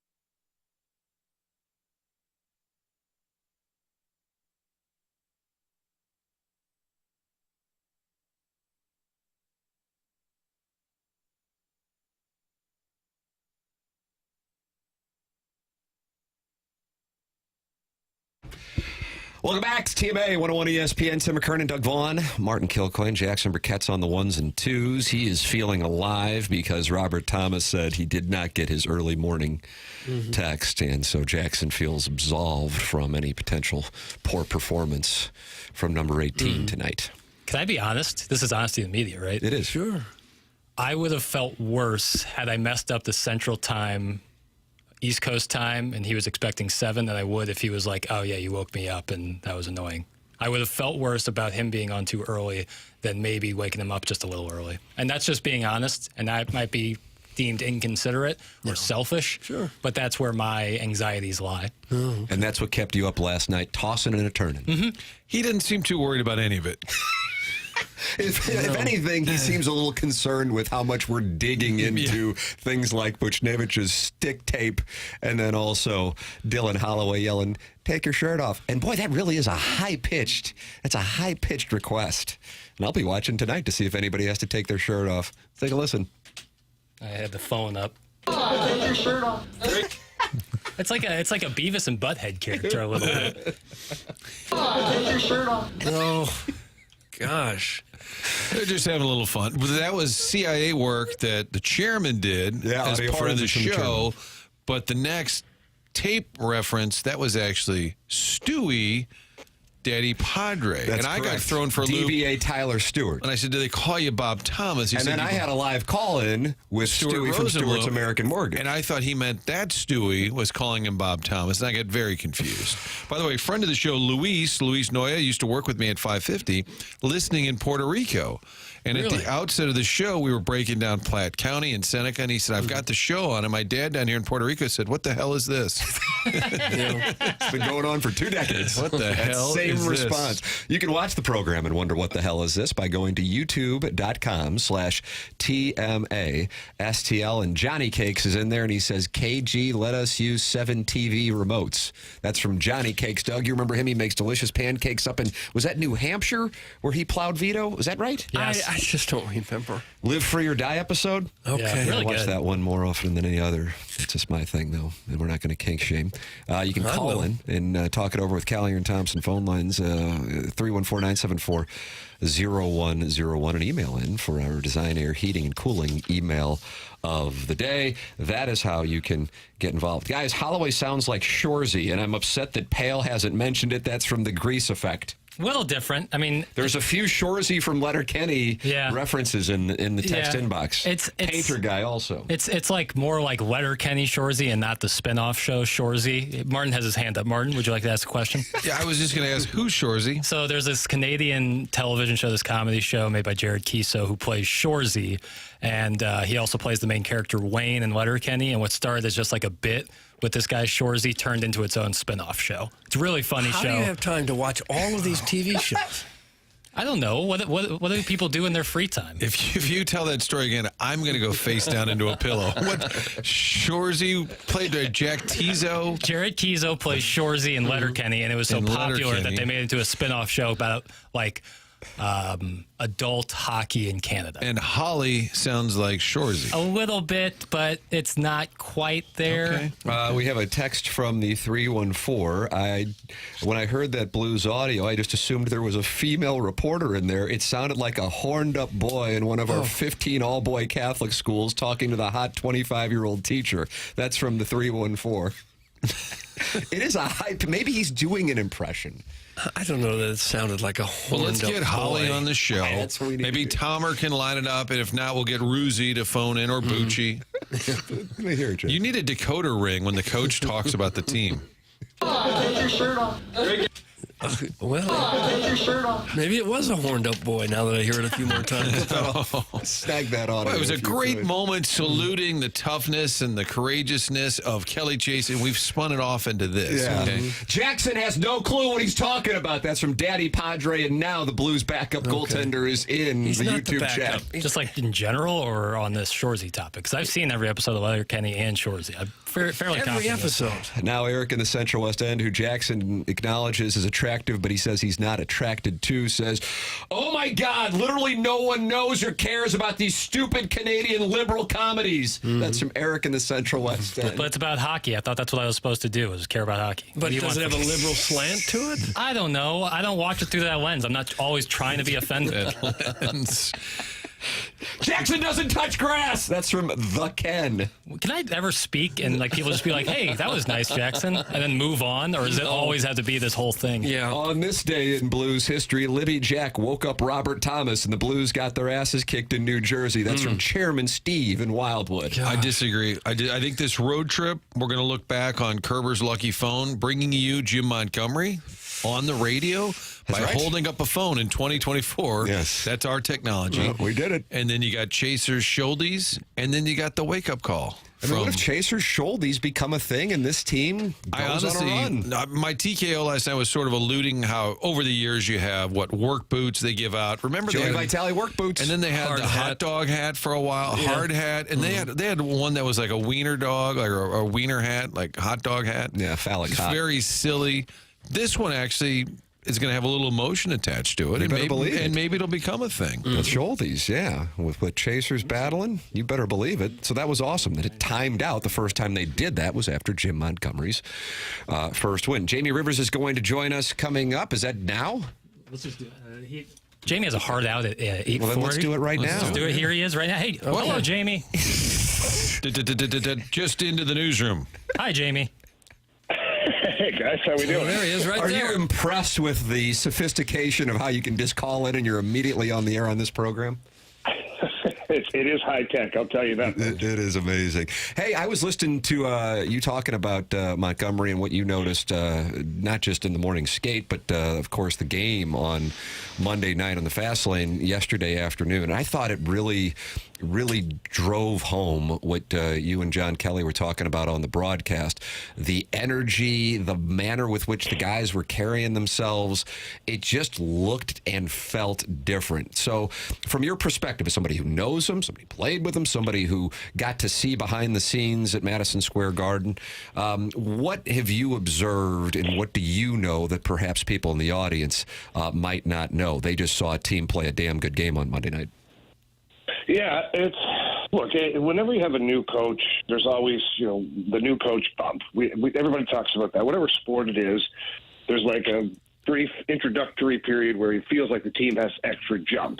And, that's something that we've talked about for a long time. But this just kind of felt different.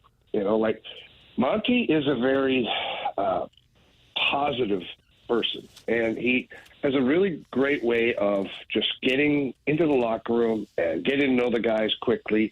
The way he carries himself is, you can tell he's got lots of energy.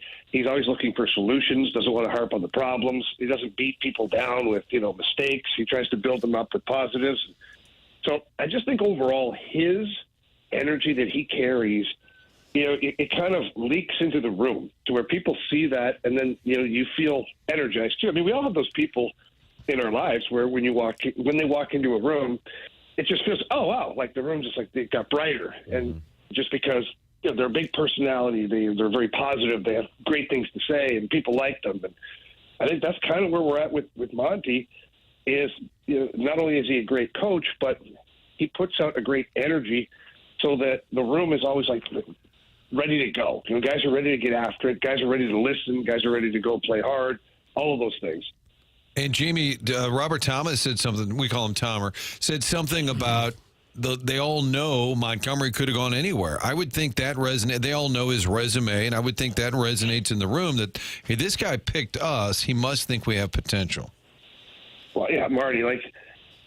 Not only did he just pick the Blues, he wanted to be a Blue again, and he didn't hear it in his press conference because it wasn't recorded. But before people started recording, the video or whatnot, Monty walked out wearing a Blues hoodie, and somebody commented like, "Oh, is that a new one, or did you have it in your closet?" He goes, "I had this in my closet." He goes, "Because once a Blue, always a Blue," and right there, he just wanted to be the head coach of the St. Louis Blues real bad. And he has great relationships with so many guys in that room. I didn't know what kind of an impact he had as an assistant coach on all of these guys. You look at him, he's a great coach. You're like, okay, I know he had certain players he worked with while he was here, but Monty had a massive impact on not just a few guys in that room, like some of the key guys. You just talked about Robert Thomas. He's one of them. Jordan Kyrou, Braden Shen. You go around and you talk to guys, you cannot believe just how many guys were so excited to have Monty come back, and now he's the head coach. And I think there's a portion of it right now, guys, like I said before, the new coach bump and all that stuff. I just don't know if that's the case. I think guys are they like him so much they don't want to disappoint him right now. And so guys are going hard or working hard because they know that, like you said, he could have picked anywhere, but he picked to come back to St. Louis, signs a 5-year deal, which is a massive commitment. And now he's wanting to go to battle with these guys, and he wants to bring a championship back to St. Louis. Jamie, I'm looking at your resume here. I see you played for 10 teams in your professional career, including some in Europe. Who was the favorite coach that you played for? Who helped you the most? Oh, wow. Doug, thank you for bringing up my journeyman career. I really appreciate that. It's a nice career. For me, Joel Quenneville was a good coach, obviously. But when I look further into my career, there's different coaches had different impacts. For me, the number one guy who had the biggest impact on my professional career was Jimmy Roberts. And he was only a short time as a head coach here in St. Louis between Keenan getting fired and Quenneville getting hired. But I had him in the minors as a head coach. He was my defense coach in St. Louis under Joel Quenneville. And Jimmy he knew what made me tick. And it was great because I think as a younger version of myself, I didn't really know what the hell made me tick at that time. And you come into the scene as a young guy playing professional hockey, and you're getting paid a lot of money, and you're living all by yourself and doing a lot of crazy things. And Jimmy always helped kind of reel it in, keep the focus on the game, keep the focus on getting better. And there were many tough nights, especially under Mike Keenan, that Jimmy was there to kind of walk you through it, talk you through it. And look, he was as tough as they come, too. It wasn't like he'd coddle you, but he'd say things sternly to you where you knew it was like, not only is he my coach, but right now it feels like he's my dad at the same time. Mm-hmm. Like he's giving me some tough love in this moment. And, it helped me a lot. It really, what Jimmy did for me was he created a foundation so that I could be a pro hockey player for a long time. And, for that, I can't thank him enough. That's awesome. That's a nice anecdote there. Yeah, I remember old Jimmy Roberts skating around with that hat on. Remember that? One of the original Blues, I think. Yeah, absolutely. He was a beauty, boys. I'm telling you. He was a beauty. You could just tell by the way he carried himself. I wanted to, speaking of which, I think this ties into where I wanted to go with what we saw from Zach Bolduc on Monday night. Here's a guy that a lot of Blues fans had high hopes for. It hadn't been happening. And then he gets out there and he's flying around. You and John Kelly asked him what the difference was, and Jim Montgomery had talked to him and said, hey, play your game, be confident out there, and that meant a lot to him, and we saw it translate. We also saw the Blues get 44 shots on goal against a good hockey team. Granted, the Rangers have fallen into a skid here as of late, but the point being, we saw immediate impact, even though it would be tough to imagine that a coach can necessarily have that much of an effect in 24 hours. So how much of what we saw on Monday night do you think was Jim Montgomery? When it pertains to Zach Bolduc in particular, I think a lot of it had to do with Jim Montgomery. And I don't mean just coaching. Because like you said, he was there 24 hours, and he's trying to meet a whole bunch of new people. He's trying to reconnect with players that he knows. There's no specific coaching that he gave Zach Bolduc to say, oh, by the way, do this, and then Bolduc scores 2 goals. That didn't happen. But what he did say is play your game. One thing Monty noticed about Bolduc is he started to play safe, because when you're in and out of the lineup and you're struggling to put points on the board and things are happening, you're no longer that creative, fast hockey player. You're tentative. You want to make sure that the pucks just get out. I'm going to finish all my hits, and I'm going to get off the ice before something bad happens so that I can play again tomorrow night. And that's a terrible spin that you get caught in as a young player, which is why it's essential to have a coach like Monty, who was a very gifted offensive player coming out of college hockey. He understands the mindset of a young offensive mind and what young players are wanting to do. And so he basically said, listen, man, I'm taking the shackles off of you. Go. You're going to make mistakes. We know that. It's fine. But make mistakes trying to do something for the team. Don't make a mistake because you're afraid of making a play. And so I think that just breathes energy into some of these young players. I think he had a similar talk with Dylan Holloway as well. And look at those guys. They're flying all over the ice in Madison Square Garden. It was awesome to see. And the thing that really makes a difference for a young player was it was under the 5-minute mark. I believe it was still just a 1-goal game at that point. And Bolduc and Holloway and Sundqvist are on the ice. You didn't see that at all early in the season. For Bolduc, even Holloway lately, there's no chance they're getting on the ice in a close game. And they were on the ice at Madison Square Garden in a huge game because the coach trusted them. And so that stuff goes a long way for young players. Yeah, that means a lot because he has the unique charge of making the team as competitive as possible while also playing a role in developing these young players, and they were able to meet both tasks on Monday night. Can't wait to see what takes place tonight. Blues and Devils pregame 5 p.m. here on 101 ESPN. Jamie Rivers every Wednesday here on TMA and every day 2 p.m. to 6 p.m. on the Fast Lane. Thank you, Jamie. Happy Thanksgiving to you and yours, sir. All right, guys. Happy Thanksgiving to you guys, too. Have a great holiday. You too, man. Take it easy. That's Jamie Rivers with us here on the Collier and Thompson phone lines. Mark Hanna is going to be presenting Jeremy Rutherford coming up later on in the program. He is online at evergreenstl.com, and you can call 314-889-0503 to get a chance to talk with Mark Hanna. And I'm telling you that one of the most important things you can do, and the younger the age, the better, is get a financial advisor and start saving money. Doug, is it you or Albert Einstein who said the eighth wonder of the world is compound interest? I believe that was me. I thought that was you. Yeah.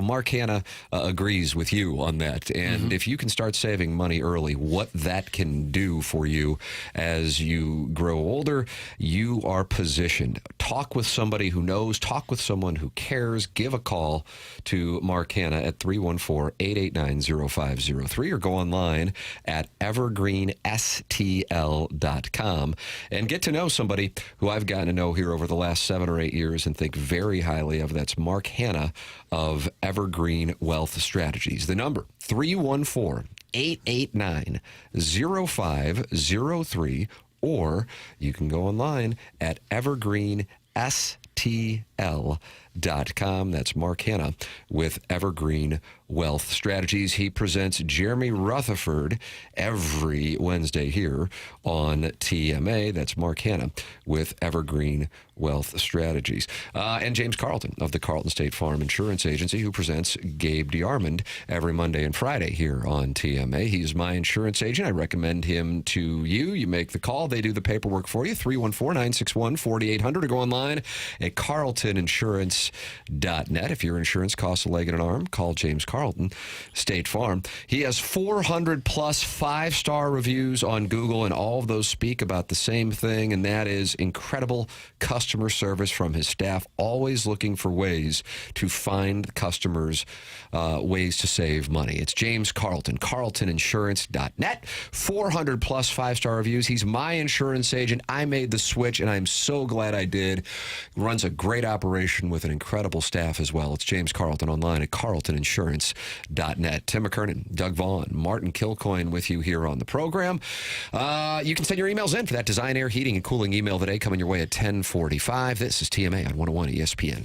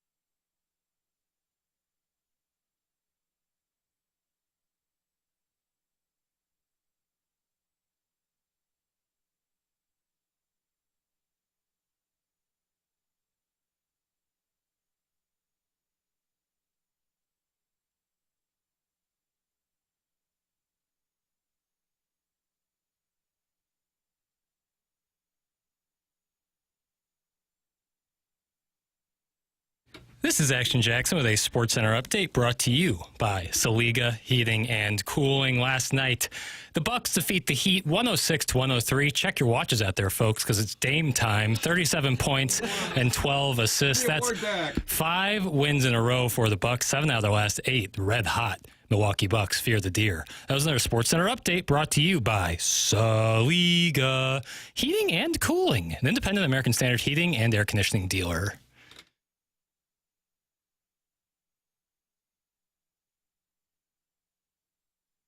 After 101 ESPN, show's presented by Brown & Crouppen. We're in the Fisher Window and Door Store, 8 o'clock hour here on the program. Joined by Robert Thomas and Jamie Rivers in this hour. You can always go back and podcast. The podcast and the app is brought to you by Schaefer Door Company, 101 ESPN app and TMA STL app. And you can talk it over with Friends of the Feather in the TMA STL YouTube chat, youtube.com/TMA STL. Severo the Goblin says the WNBA sinks back into irrelevance once Clark's career is done, which will obviously be a long time. That league just lights money on fire. And we have been talking a lot of WNBA on the show. What a take. What a take. I just looked up at the YouTube and I saw Severo the Goblin. Is it Severo, Doug? It's Severo the Goblin. I don't know who it is. I like the term the Goblin, though. And you can also see, if you're watching on YouTube, Jackson was handed an award by Hubbard Radio St. Louis President John Kiowski in the commercial break, and Jackson has it positioned right, and now he's holding it up. And now he's holding it up. Yeah, for the camera. And John, it looks like he crossed out his own name and put Jackson's on there because he now heard Jackson's Blues takes and says, this guy gets it. And wow, what an award, Jackson. I know you wanted to make a speech. Ladies and gentlemen, from Horton Watkins. It means a lot to be given this award, but I'd be nowhere here without my love, my dedication to the game of ice hockey. You don't have to say ice. As someone who just in the last month or so learned what the forecheck was, to be holding this trophy now, it just is a testament to how quick things can happen if you stay the course and be true to yourself. Wow, Doug. That's very nice little speech. That was kind of emotional. Although Really I'm not was. sure that's what it was for. I think he was saluting you for keeping the show on track, which I'm not sure. I don't do that, though. I'm not sure it really is on track. But No, I don't really do that. Well, it's a nice award. It feels good to have. Yeah. Regardless, Sharpie or otherwise, I don't Is care. that erasable where he could just wipe it off later and put it back on his wall? Yeah. Like, it's just a prop, just a bit. Bill Reloaded is in the YouTube chat and says, did he just take that off the wall? It was legitimately handed to me by John. I did not take it from his office and then write my own name. I did get an image when he came in and gave it to him. I am guilty of story time, you guys. I like a good story. But Trung candidate, remember Trung, the glory days of the Rams? Outraced a car down in Arizona. That's why the Rams drafted him. The next year, we were doing a draft piece on Trung candidate. And what was it like to get the call from the Rams? And he talks about his mother. He was very close to his mom. And I said, do you have a picture we could use for the story? It'd be great. He said, oh, yeah, I'll bring it in tomorrow. It was this wide, gentlemen, 3 to 4 foot wide. It was a picture of his mom that would have hung above like the mantle. And he brought it to Rams Park. And I said, oh my God. He said, yeah, I took this off the wall. You wanted a picture of my mother? And I said, I was thinking like a Polaroid. Or like, he literally brought, it was 4 times the size what Jackie's holding up. And I said, you just took that off the wall. And he said, yeah, you said you needed a picture. I've never before experienced that. End of story time. It was a nice story. Oh, thank you. Oh, God. That also spoke to maybe Trung didn't quite always get what was going on. Hey, Jackson, I want to hear that. I haven't listened to this yet. Ken Rosenthal was talking about the Cardinals and Noah Arenado. I'll give you a little time to get it because I sense you can. Having played a lot of poker, I can sense when the body language of a gentleman is either comfortable, Doug, or a little tight. And I sense a little tight, so I wanted to give him a little time. But it seems like you might have this up. I do. Okay. This is what Ken Rosenthal has to say about Noah Arenado and the Cardinals in a trade. I do believe it will be difficult. It's the money that he is owed. It's the fact that he has been in decline the last 2 years. It's the full no trade clause. It's all of that. And The Cardinals are not going to want to eat a lot of money, and yet teams taking Arenado are saying, whoa, we're not paying the rate that he is currently being paid at. That's not where he is valued right now. So that's going to be one problem right there.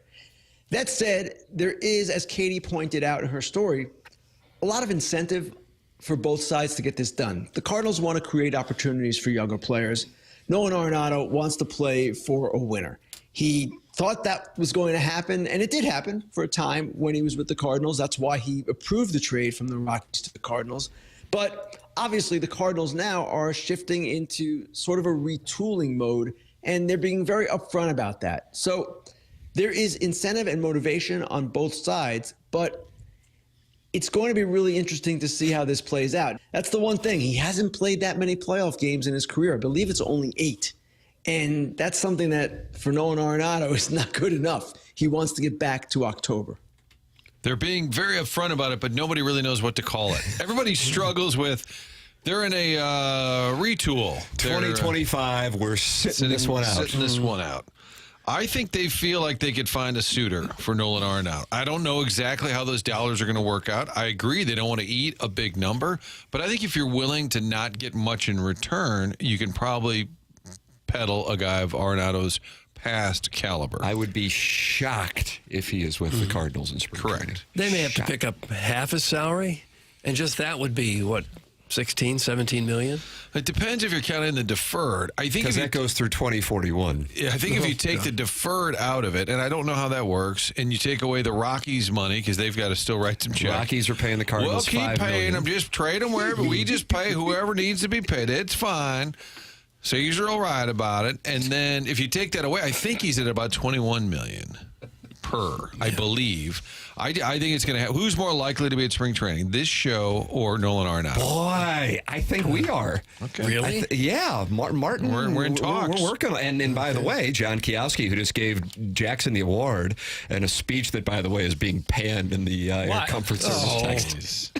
Aw, it's a wonderful speech. Jackson, hold on. I think he needs a hug. Oh my God, Martin's going to hug Jackson on camera. Doug, this is hot. We get to watch. I couldn't really move because of my headphones, and so it got really awkward. I felt like your nephew there for a second. GIF of that. That was a really awkward hug. Well, because I tried to, and then I would have lost a headphone, so I kind of look like I'm your nephew. Earlier you said, does everything have to turn? I just felt like you've been taking a lot of crapola. Part of the cake. Today. Nah, I know, but it just felt like today you're sick of it. Well, he didn't sleep last night because he was worried about it. I mean, that really was that because I'll have things that get in my head, and I'll wake up in the middle of the night. And that was really what was keeping you up. The Robert Thomas was at 8 o'clock Central or 7 o'clock Central. Just general scheduling, you know. There's like ever since we come over here, like I'm always trying to be prepared for everything, this, that, and the other. And you didn't prepare before? No matter how, I can confirm that report. No matter how much I feel like I do, I feel like I'm always underprepared, and so that gets in your head a little bit. And then the Thomas thing was like the proverbial straw that broke the camel's back. Do you ever wake up because you're worried about the Blues power play? Never once. No. Okay. They should space out more. I'm telling you, this CPAP machine will put you right to sleep, and the only time you'll wake up is when the hose is wrapped around your neck. Yeah, how about that? That sounds awful. It's wonderful. But Doug, you sleep like a perfect sleep right now, yeah. don't you? You get this going, and about 3 or 4 times in, you're out. That's it. It's over. Next thing you know, it's 5:30 in the morning. Yeah, I feel like that's like... You have to be married for a long time for that to be. You're saying cool. that would not be an aphrodisiac for your 23-year-old significant other. I think that's accurate. Be a hard conversation. Yeah, it's like, I'm sorry, I'm going to be Darth Vader for the next 8 hours. Hey, I'm bringing a toy to bed tonight. Yeah. What you got, bad boy? It's and I got to plug it in. There's a lot of, once you see the hose, you're like, what is this? Is it a Sybian? No, it's a CPAP. Are you dying? How about Frank Booth, Blue Velvet? You ever see that movie? No, I have not. Dennis Hopper. Love Dennis Hopper. I think it's nitrous oxide. He just goes around and goes, and he's sniffing the air, and all of a sudden he's high as a kite. See, I'll check it out. I have You can a do long that over the weekend. weekend. You got the bottle service tonight. Might as well bring that up. I'll see if they can put it on the TV at bottle service. There you go. Turn down the music. I want to watch Blue Velvet. The John Kiosk who gave Jackson the award, which you can see if you're watching on YouTube, is saying that we've been authorized to go to spring training. We're just waiting for the green light from the Cardinals. So this program has not been at the picnic table since 2020. I always thought in 2020 they will use COVID to never allow us back right outside the Cardinal clubhouse. And I think we did it for about 14 years. I think our first year was 2005. And then did it every year, but maybe 2007 all the way through 2020. And Doug, I think that TMA is more likely to be at Cardinal spring training than Nolan Arenado. I would, if I can get a bet, I would bet it. Would you really? Yeah, I would. Okay. And if we don't go, it's because we've chosen to sit this one out. That's exactly We've right. already planned ahead. Well, There's already a gift. The themselves. gift master has already sent the group a gif of me hugging Jackie. Chairman Curt, you already created that GIF? Yep. Yeah, I work What's quickly. the app you use to do that? Giphy. Doug Giffey. What's that? It's the app I use to make my wonderful gifts. Yeah, Is that's that a new? straightforward. That's new? No, that's been around. Well, pardon the hell out of me. It's not loading for me.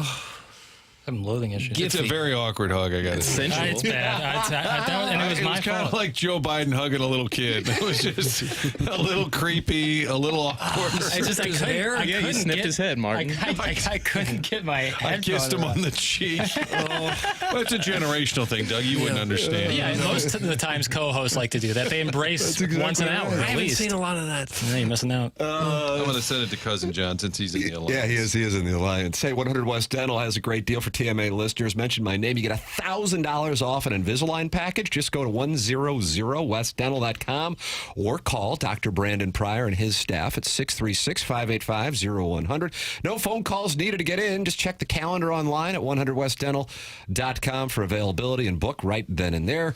It's 100 West Dental. No insurance, no problem. The membership plan they have at 100 West Dental aids in the costs of dental work for those who do not have dental insurance. 100westdental.com or call 636-585-0100. Doug was going over the forecast for the next few days. We actually have snow in the forecast in Columbia, Missouri for the Missouri-Arkansas game. Still not certain that is going to happen, but there could be up to 3 inches of snow for that game.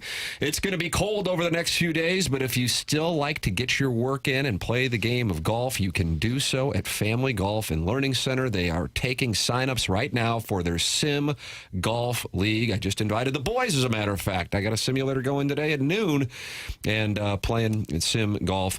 You can get your work in, still continue to practice even when it's cold outside, and now with the technology, you can play hundreds of different courses and still experience the game at Family Golf and Learning Center. Just go to familygolfonline.com. Plus, they have heated bays, so even when it's cold out, you don't feel it because the sim bays and the bays outside are all warm. Plus, with holiday season here, go and book your holiday event. Gift cards are available as well in the golf shop and online. Have your holiday party at Family Golf and Learning Center or get a gift card for the golfer in your life at familygolfonline.com. It's Family Golf and Learning Center. 8:59 in St. Louis. Time check brought to you by Clarkson Jewelers. Tim McKernan, Doug Vaughn, Martin Kilcoyne with you. The program is TMA, and it's presented to you by Brown and Crouppen on 101 ESPN and the TMA STL YouTube channel.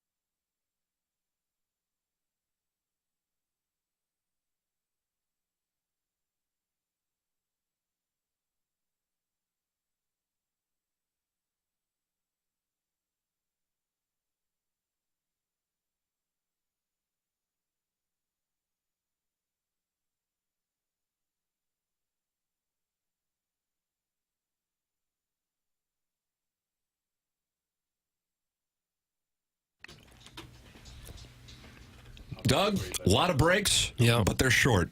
Well, that's good. Yeah, amen. It's TMA 101 ESPN. Tim McKernan, Doug Vaughn, Martin Kilcoyne, Jackson Burkett with you. Chairman Kurt was on the phone during that. I got to guess. I think I know. He's texting me as to whether or not to go to the Collier and Thompson phone lines, but he also texted me, Martin, are you aware that your ally here, who you sniffed his hair and we created a GIF of it? Has that gone out on the Instagram yet? Chairman Kurt created the GIF of it because Jackson's having a tough day, but he's bouncing back strong here for fear of waking Robert Thomas up early in the morning. Jackson, by many in the TMA audience, is alleged to be responsible for the Instagram account, my personal favorite, next to Alaris's, St. Louis Starter Packs. Are you familiar with the Instagram account St. Louis Starter Packs? No. Okay. Are you on Instagram? No. Okay. Should be. The kids are on the gram, right? The kids are, and it's a wonderful account. Jackson, what you just posted here within the last hour, the Skanksgiving in St. Louis Starter Pack is some of your finest work, and it features some of all of the greats from a night before Thanksgiving party in St. Louis, including a $999 Uber bill. Yeah, dude, Ubers are crazy. That's another reason why Thanksgiving is not super awesome. It's like, oh, I have to pay $78 to take a 12-minute ride home. There's a shot of Pops. There's a shot of PTs. There is a bag of White Castle. There's a guy with a black eye who got in a scrap. There is a busted-out iPhone, guns and hoses, an Adderall pill, shot of Mike Telania's jukebox with R.I.P. over it. Vomit. And then vomit, Doug. We call that a rainbow shower in the industry. I don't call it that. In the industry, we call it that. Okay. Jackson, that is one of your finer St. Louis Starter Packs posts. And that's the thing, man. It's just like, Thanksgiving is in the same category, I would say, as New Year's Eve, where it's kind of like, is the juice worth the squeeze kind of thing. It's a normal night out that gets bolstered up, a lot of extra pomp and circumstance, and then the money around it's always crazy. I stood in the line once to get into a bar for like an hour and a half. Oh, cocktail lounge, baby. What cocktail lounge? It was Molly's. See, that's a spot. But that was like 3 years ago. And you weren't a man in love then? I was not. But you're under a lot of pressure to have a lot of fun on a night like this. New Year's Eve more so, but yes, I would say this would be in that category. Call it amateur hour, Doug. Yeah. Amateur hour. The rest of us know how to get hammered on our own. We don't need New Year's Eve to do that. This is when Jackson's buddies, who have left St. Louis because they think they're better than it, come back and they kind of like Rob Lowe and Tommy Boy. What is there to do in this town? And we go cow tipping. And that's what Jackson feels like. And so he doesn't want to experience being talked down to by his New Yorkers and all these people who have moved out of St. Louis and come back and patronize our small town. That's what you feel like goes on. A little bit. I think there's a little bit of that. And again, I could be projecting, but I do feel a little like that. And I think it's more so for people who don't live here anymore. Because like to me, it's like I go to this bar on a Saturday normally and pay, $25, $30 in drinks, maybe $15, $20 for an Uber total. And now I'm tripling that. It's crowded to the gills. It's just not necessarily, I don't know, game time decision for me today. Okay, he's game time. Wow. This is like Brady Cook. You want those Nashvillians to stay away? You don't want them coming into your town? No. They're coming back, enjoying themselves. I get it. Just, and I don't think they're doing it with malicious intent or they even think about it. I just feel a little patronized sometimes. Oh, do they raise the drink prices on a night like this? He said it costs you triple. It's not egregious like New Year's Eve is, but there's a little bit of a difference. I mean, supply and demand. Dynamic pricing? Some would say. Some would say. Jackie, we go out at 3 o'clock and we're home by 8 o'clock. Come join us, Gray Foxes, for Thanksgiving. That's from Steve in Wildwood. Weekday day drinking that's a fickle mistress. I don't think I could get involved in that. A fickle mistress. Then you like want to take a nap at 8 o'clock at night because that's sleep. Someone's passing out. Yeah, I don't know what to do with that. You're then probably you're up better at 3 off to wean your way off of all the alcohol rather than bulk up on it. Yeah, it's just I used to really love it, but I don't have the same reverence for it as I used to. Jackson, join us. Main Street, St. Charles, then Casino. It's a Skanksgiving tradition. That's from the 636. You've just been invited. I think I'll have to miss that. Why? No, hold on a second. Why? Well, you guys are confused why some random text number who wants me to come out 30 minutes from my home, and I'm not interested in that. You could shop some of the craft stores there on Main Street. Do you guys hang out with a lot of strangers in different area codes? I love to hang out with the listeners. St. Charles or otherwise. Yeah, a very nice offer. Appreciate it. Yeah. Gonna have to take a rain insincere. check. Wow. It's also gonna What rain if they would tonight. have said, hey, let's go get drinks at the Ritz, and then we'll go get dinner at Napoli, and then we'll head back to the cigar bar at the Ritz? What if that would have been the text? I don't know. See, Doug? You see what happened That right there? sounds better to you? That was anti-St. Charles. Closer. That's what it was. It's closer for sure. Picked up the read right there. And is this what I did. show is Webster Groves. That's exactly right. The TMA STL YouTube chat's Webster Groves. I think Chairman Kurt said the 101 ESPN YouTube chat's Hillsborough. I believe that's Well, it was what he- Cottleville, then it moved. That's right. I think they moved, like Letterman had the top 10, the home office with Sioux Milwaukee. City, Iowa. And then they moved it to Hillsborough from Cottleville. Main Street's for 40-year-olds that still go to frat parties and high school football games, you loser. Oh. That's from Maxwell Hung, and now he's mad at the texter who politely invited Jackson to go out with him tonight. Is that right? Main Street's an older crowd? I haven't been all that often. I like that Main Street in St. Charles. Why don't we go up on a Saturday? We'll just kind of walk it up and down. Mm-hmm. I went like a couple months ago. It was fun. It was enjoyable. Yeah. Can I ask a personal question of Jackson? Yes. Does your lady friend listen to the show, Yes. and does she get mad that you get picked upon? No. Oh, okay. She gets it. Okay. Listen, this is how the sausage is made, baby. Like this is how This is like we're like chairman of the boards in here. This is how I earn my check. Sometimes you got to be like the community voodoo doll. We don't mean to pick on you. It's just that you're at the stage of life where what you do is much more interesting than what we're doing. Absolutely. I want to also make. I don't feel picked on. This is like. Okay. This is just how it goes. This is like the food chain. This is the show. Yeah, exactly. It's the food chain. You It's know, a ball-busting festival. Come on in to the reindeer games. Yeah, and I signed on to that, and I totally get it. Trust me, that's not what I would sleep over. Jackson's been getting his ass ripped on 101 for 3 years. The Balloon Party listeners loved going after him because he's very open with his, I'll call it politely, a lack of interest in hockey. Yeah, listen, you can say a lot of things about me, but I'll take anything you say about me as long as I'm being like who I am. I would rather be who I am proudly than try to pretend to be someone who I'm not. Look at this God, guy. this is why he won that big award the last hour. I am telling And that's you. sincere. Everything else, kind of tongue in Look cheek, at but this. that's sincere. Look at this guy. Martin, you got to be proud again. Are you going to go over there and hug him again? Yeah, I was confused. We need a better hug down the road. Yeah, that was very awkward. We'll do a version before major winter holiday. I forgot you were tethered. I am tethered. I'm hard over there. That's a good word right there. I thought Rutherford was on, and I just realized that's at 10. See, So I was like, it's a time zone situation, just like Robert Thomas. Yeah, this time zone thing. I was wondering why Tim was, doing this segment. No. I moved Rutherford? JR to 10 a.m. That was part of my scheduling headache yesterday. Will we Jackson's do awful. biggest turkeys? Is that today's? Oh God! Jackson's turkeys awful in audio. sports. It was Jackson's awful dossier. Jackson's awful audio says Jackson's going to be asleep face down, ass up by 9:30 tonight, and everybody knows it. Is that accurate? There's a possibility. Is that right? It's been anytime, a little transparency, peek behind the curtain. Anytime there's like a short week in radio, that means a lot of work has to get done during the short week to ensure that the 2 days off are good to go. And so it's been a long couple days here at the station, so I wouldn't mind rainy tonight, maybe just not doing much, but you never know. Like I said, game time decision. Are you going to be spending Thanksgiving with your girlfriend's family Not the day of Thanksgiving. I'll probably go over there on Friday. to watch the Egg Bowl? Oh, just hang out. No, just hanging out. Eat leftovers. I always go to my aunt and uncle's house for Thanksgiving, and I realized I really never have experienced Thanksgiving leftovers all that much because we always go to someone else's house. Well, sure. And so I'm going to enjoy some Thanksgiving leftovers. What are we doing? Hey, Jackie, head to Brio and Frontenac with your boyish good looks, and the Cougs will bite your little turkey. That's from Snoozy. Oh, That sounds you worse want your than- turkey bitten? Sounds worse than St. Chuck, honestly. Oh, Charlie Tuna's usually posted up out there. Either Bricktop or Brio. He kind of works the circuit. Oh, man. Where Jackson at? Where Jackson at? Send him over, man. These ladies will love you, man. Was that Snoozy or Charlie Tuna? That was Tuna.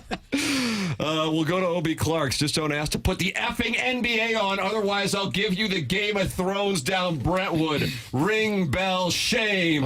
Ring bell shame. That's from Chairman Stephen Wildwood. Now you can go to O.B. Clark's with him. Little TV trivia here for you. I'm wearing this Ted Lasso shirt. The person saying shame in that Game of Thrones scene is Rebecca from Ted Hannah Lasso. Whittingham. Waddingham. But some say Whittingham. Yeah, in certain parts of Trenton.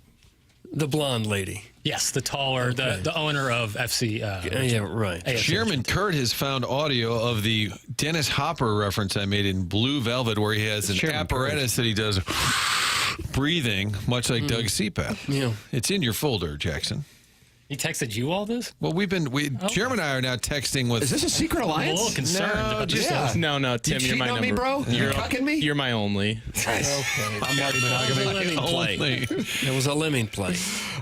Jackson, come down to Main Street, St. Chuck, and then Ameristar to experience how the other 99% live outside your ivory tower. That's from the 636. No.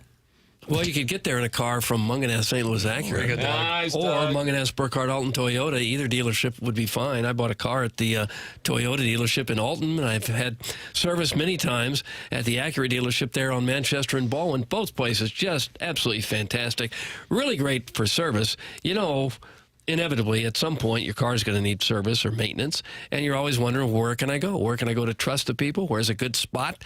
Where do they have the most knowledgeable technicians, can get it done quickly? Well, I'm telling you, these are the dealerships where you go, and you'll be saying, hey, I got a car guy now. It's Munganess St. Louis Acura and Munganess Acura, or Munganess Burkhardt Alton Toyota, and they do have this special phone number where you can get superstar service. Everybody gets it, but the phone number will make you feel like a big shot, and this gets you straight to the muckety mucks. Here's the number now, 314-252-0029. You did not write it down. Write it down. You're not going to remember it. Write this down. 314-252-0029. 0029 or the last one. Okay, that should be enough. Okay, now you've got the number.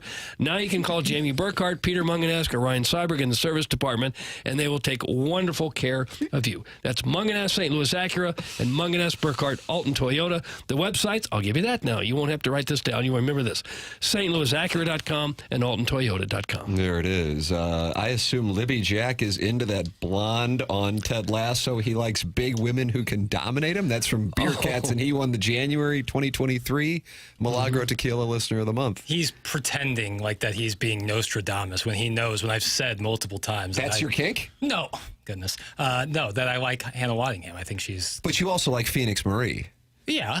So, I mean, there is kind of starting to be a little trend. Beer Cats might be onto something. Is she big boned as well? I like DeMontis Sabonis too, and he's tall, but it doesn't have to all be the same thing. It doesn't have to all be the same thing, you know? Just big bones. I just respect verticality. I don't think that's... Are you taking a shot? I don't think that's such a shame. Or the lack thereof. I don't care. What about Wemby? Wemby's kind of a thin one. Yeah, but vertical as the day is long. You like your men thin? Well, no. But you like trim. Your I like them you trim. like your women a little more masculine? Not necessarily. I like strong women. I'll be bold and say it. Oh, wow. You're having a huge show.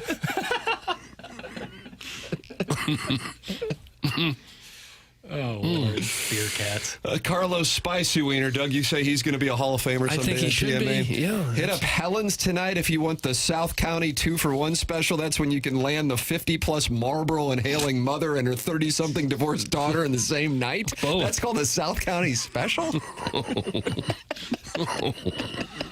It sounds like you've been smoking. Try that one on for size. I drive right by there every day. The place is packed 365 days a year. It's crowded. Do they have that in the marquee? Every night. I had no idea that people were trying to score Plus South fries. County specials. That's a good.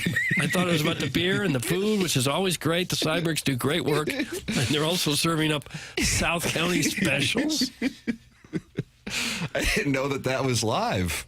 But it is. Hey, Jeff Lotman is where you go to JEFFLOTTMANN.com.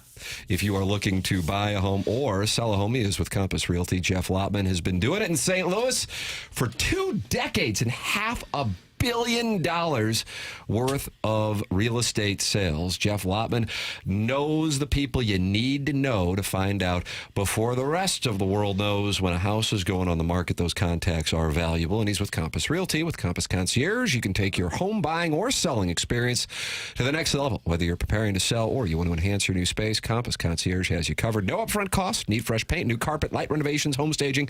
Compass Concierge has you covered. Go to JEFFLOTTMANN. JEFFLOTTMAN.com. That's exactly right. Jeff Lottman. JEFFLOTTMAN.com. Tim McKernan, Doug Vaughn, Martin Kilcoyne, Jackson Burkett, Chairman Kurt with you. The program is The Morning After. It airs on 101 ESPN and the TMA STL and 101 the ESPN YouTube channels.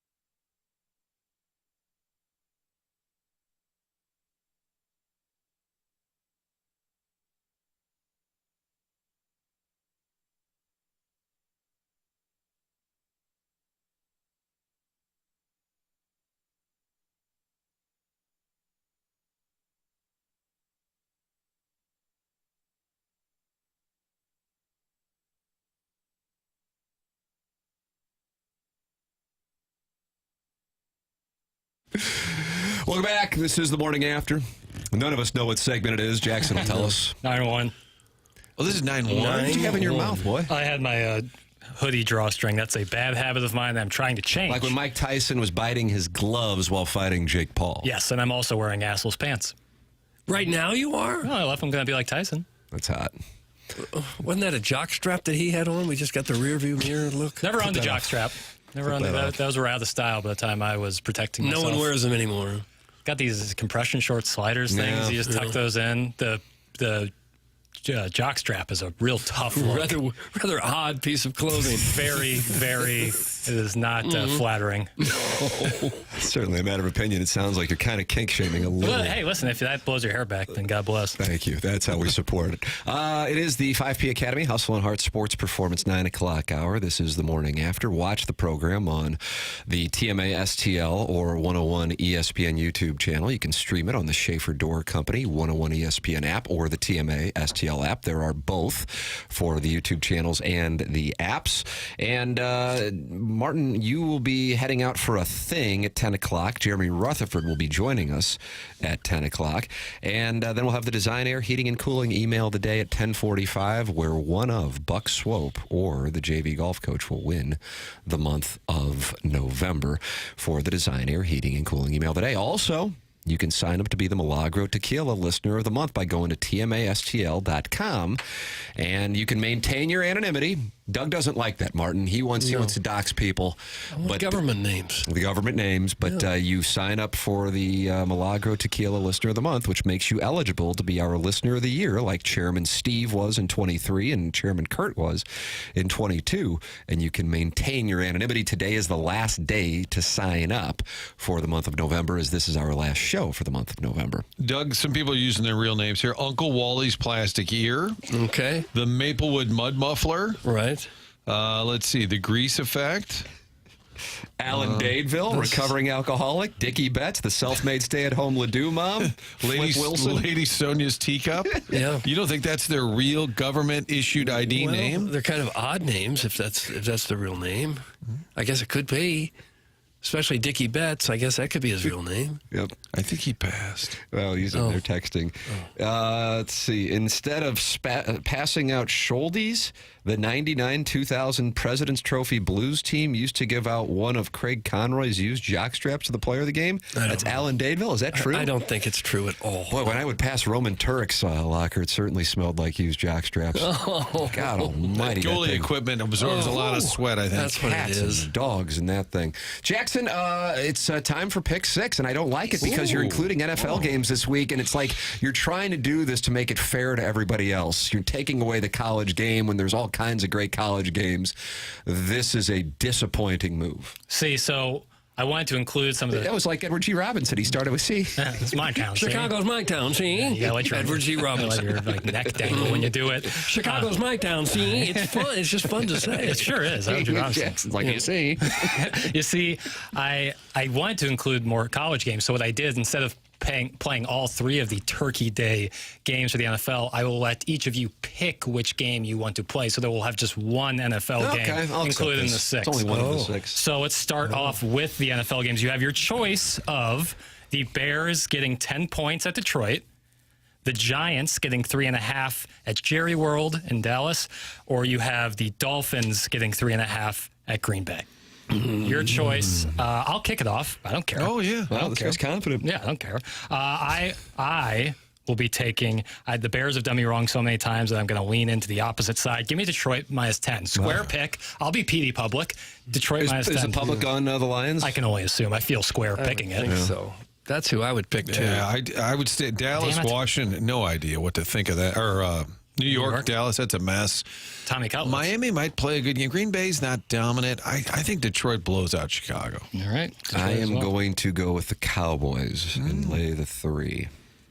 Doug, who do you like Detroit? I like Detroit more than 10. In shutdown mode with the New York Giants. All righty. They fired their coach the other day, according to Jackson. Yeah. He broke the story. Whenever that happens, I'm going to clip off my part and then quote tweet it. Yeah. You're the Adam Schefter of 101 ESPN. You'll have to credit me. All right, let's get into the college games now, the more fun ones, honestly. South Carolina getting 2.5 at Clemson. That's an 11 a.m. kick. Tim, we'll start with you. Well, let the record show, Doug, I am 67% against the spread since we started doing this segment. And I love Clemson minus 2.5. I don't get the South Carolina thing, but hey, it's not just limited to Missouri fans at all. Actually, I think if anything, Missouri fans feel like they should have won the game. This national narrative, these prisoners of the moment who get these jobs, I don't get it. Clemson minus 2.5. Doug, you might as well put that in right now and double your bankroll. Okay, that's what I'm doing. That's who I'll pick. There you go. This is boring radio. Clemson. Wow. Yeah. I thought you'd go against me. No, just in principle. Your moral turpitude says you can't roll with me. I just feel like Clemson is angry, too. Like they're just forgotten in the big picture, and they might stick it to them. Yeah, gambler's fallacy would tell you, I'm picking Clemson as well. Is gambler's fallacy different than gangster's paradise? Was that the B-side? Yeah, that's a good point. Coolio, was that 95, Doug? I don't know Michelle the years, Pfeiffer? Tim. I don't know the years, Tim. Sounds right. Let's go with that. All right, the best rivalry in all of college football, but maybe not this year. Michigan getting 20.5 at the Horseshoe against Ohio State. Number one, I'd take the Iron Bowl, but I'm going to take Ohio State on this one and lay the points. Ohio State for Tim. Doug? I'm going to take Ohio State and take the points. Okay. Trend here. I think that's the right move. I'm just kind of tempted to be different. And see, that's the gambler's fallacy. Michigan's terrible, but it's a big game. And I'll take Michigan to just make it close. Oh, yeah. Okay. I will not. I will take Ohio State. Maybe if this game is at the Big House, I think otherwise, but at the Horseshoe, no shot. Kind of a sneaky, could mess things up chaos game. Miami minus 10.5 at the Carrier Dome against Syracuse. That's a 2:30 kick. I'll start us off to be fair. To be fair, that is a shower game. Miami, it's time to pay the Pied Piper. Give me Kyle McCord in the orange. Syracuse. The Pied Piper's getting paid. Someone has to. Martin, your pick? And it's at the Carrier Dome? It is at Syracuse. Where they also play basketball. Weirdly, very weirdly. Yeah. I think I'll go with the orange, Jackie. All right, cues for Martin. Doug? Well, I was going to go with Syracuse, but if everybody else is, that's no good. I'll go Miami. Okay. So I give my pick. I don't give a damn what all y'all do, and my pick is Syracuse. Yeah. Syracuse is the play. All right. We don't know if it's the play. That's your play. Yeah, I'm telling you. I might love Syracuse. Ooh, really? Yeah, I really might. This is like wow. I might just saying. I might even tease up. I might even get. That's what the great players do. And parlays. The local game, Arkansas getting 3 in Columbia at Mizzou, 2:30 kick. Are we not doing Texas and Texas A&M? Oh, I'm saving the best for last. Okay, well, then I guess you're not doing ILL. I am not. I had those guys. Wow. 618 text in 314-399-9646. Yeah, I know. We have so many listeners up in Syracuse. We had to get that game in. I said sneaky chaos game. Okay. Well, what about Notre Dame USC sneaky chaos? Yeah, USC. I've kind of. That's a closer spread than Syracuse-Miami. Did you see Kyle Hamilton, the Ravens safety, Notre Dame guy? did see him with almost Scott Scott Van Pelt, and they're in L.A., and Van Pelt goes, oh, big game this weekend, meaning USC Notre Dame. And he said, not really. he just dusted it off as if it didn't even matter. USC has lost a lot of close games. They've lost a lot of close games. We're assuming Illinois will take care of business at Wrigley Field. That's the only reason we're leaving them closer spread out. than Syracuse and Miami. And Doug says we got a lot of listeners in upstate New York. We do, yeah. I've read the data, and it says we're really big near the Finger Lakes. I don't know. Tim, you'll kick us off this Arkansas-Mizzou game. Doug, I don't like a snow game because then it reduces the impact of the algorithms that I run to get these picks. I'm going to take Missouri. Okay. Doug? Yeah, I'm definitely taking Missouri. I'm a little concerned because I think that's the mindset of a lot of people, and those tend to be, what do you say, lean into the stink? Lean into the stink, PD Public. You've got one snow day in Columbia. What are you doing?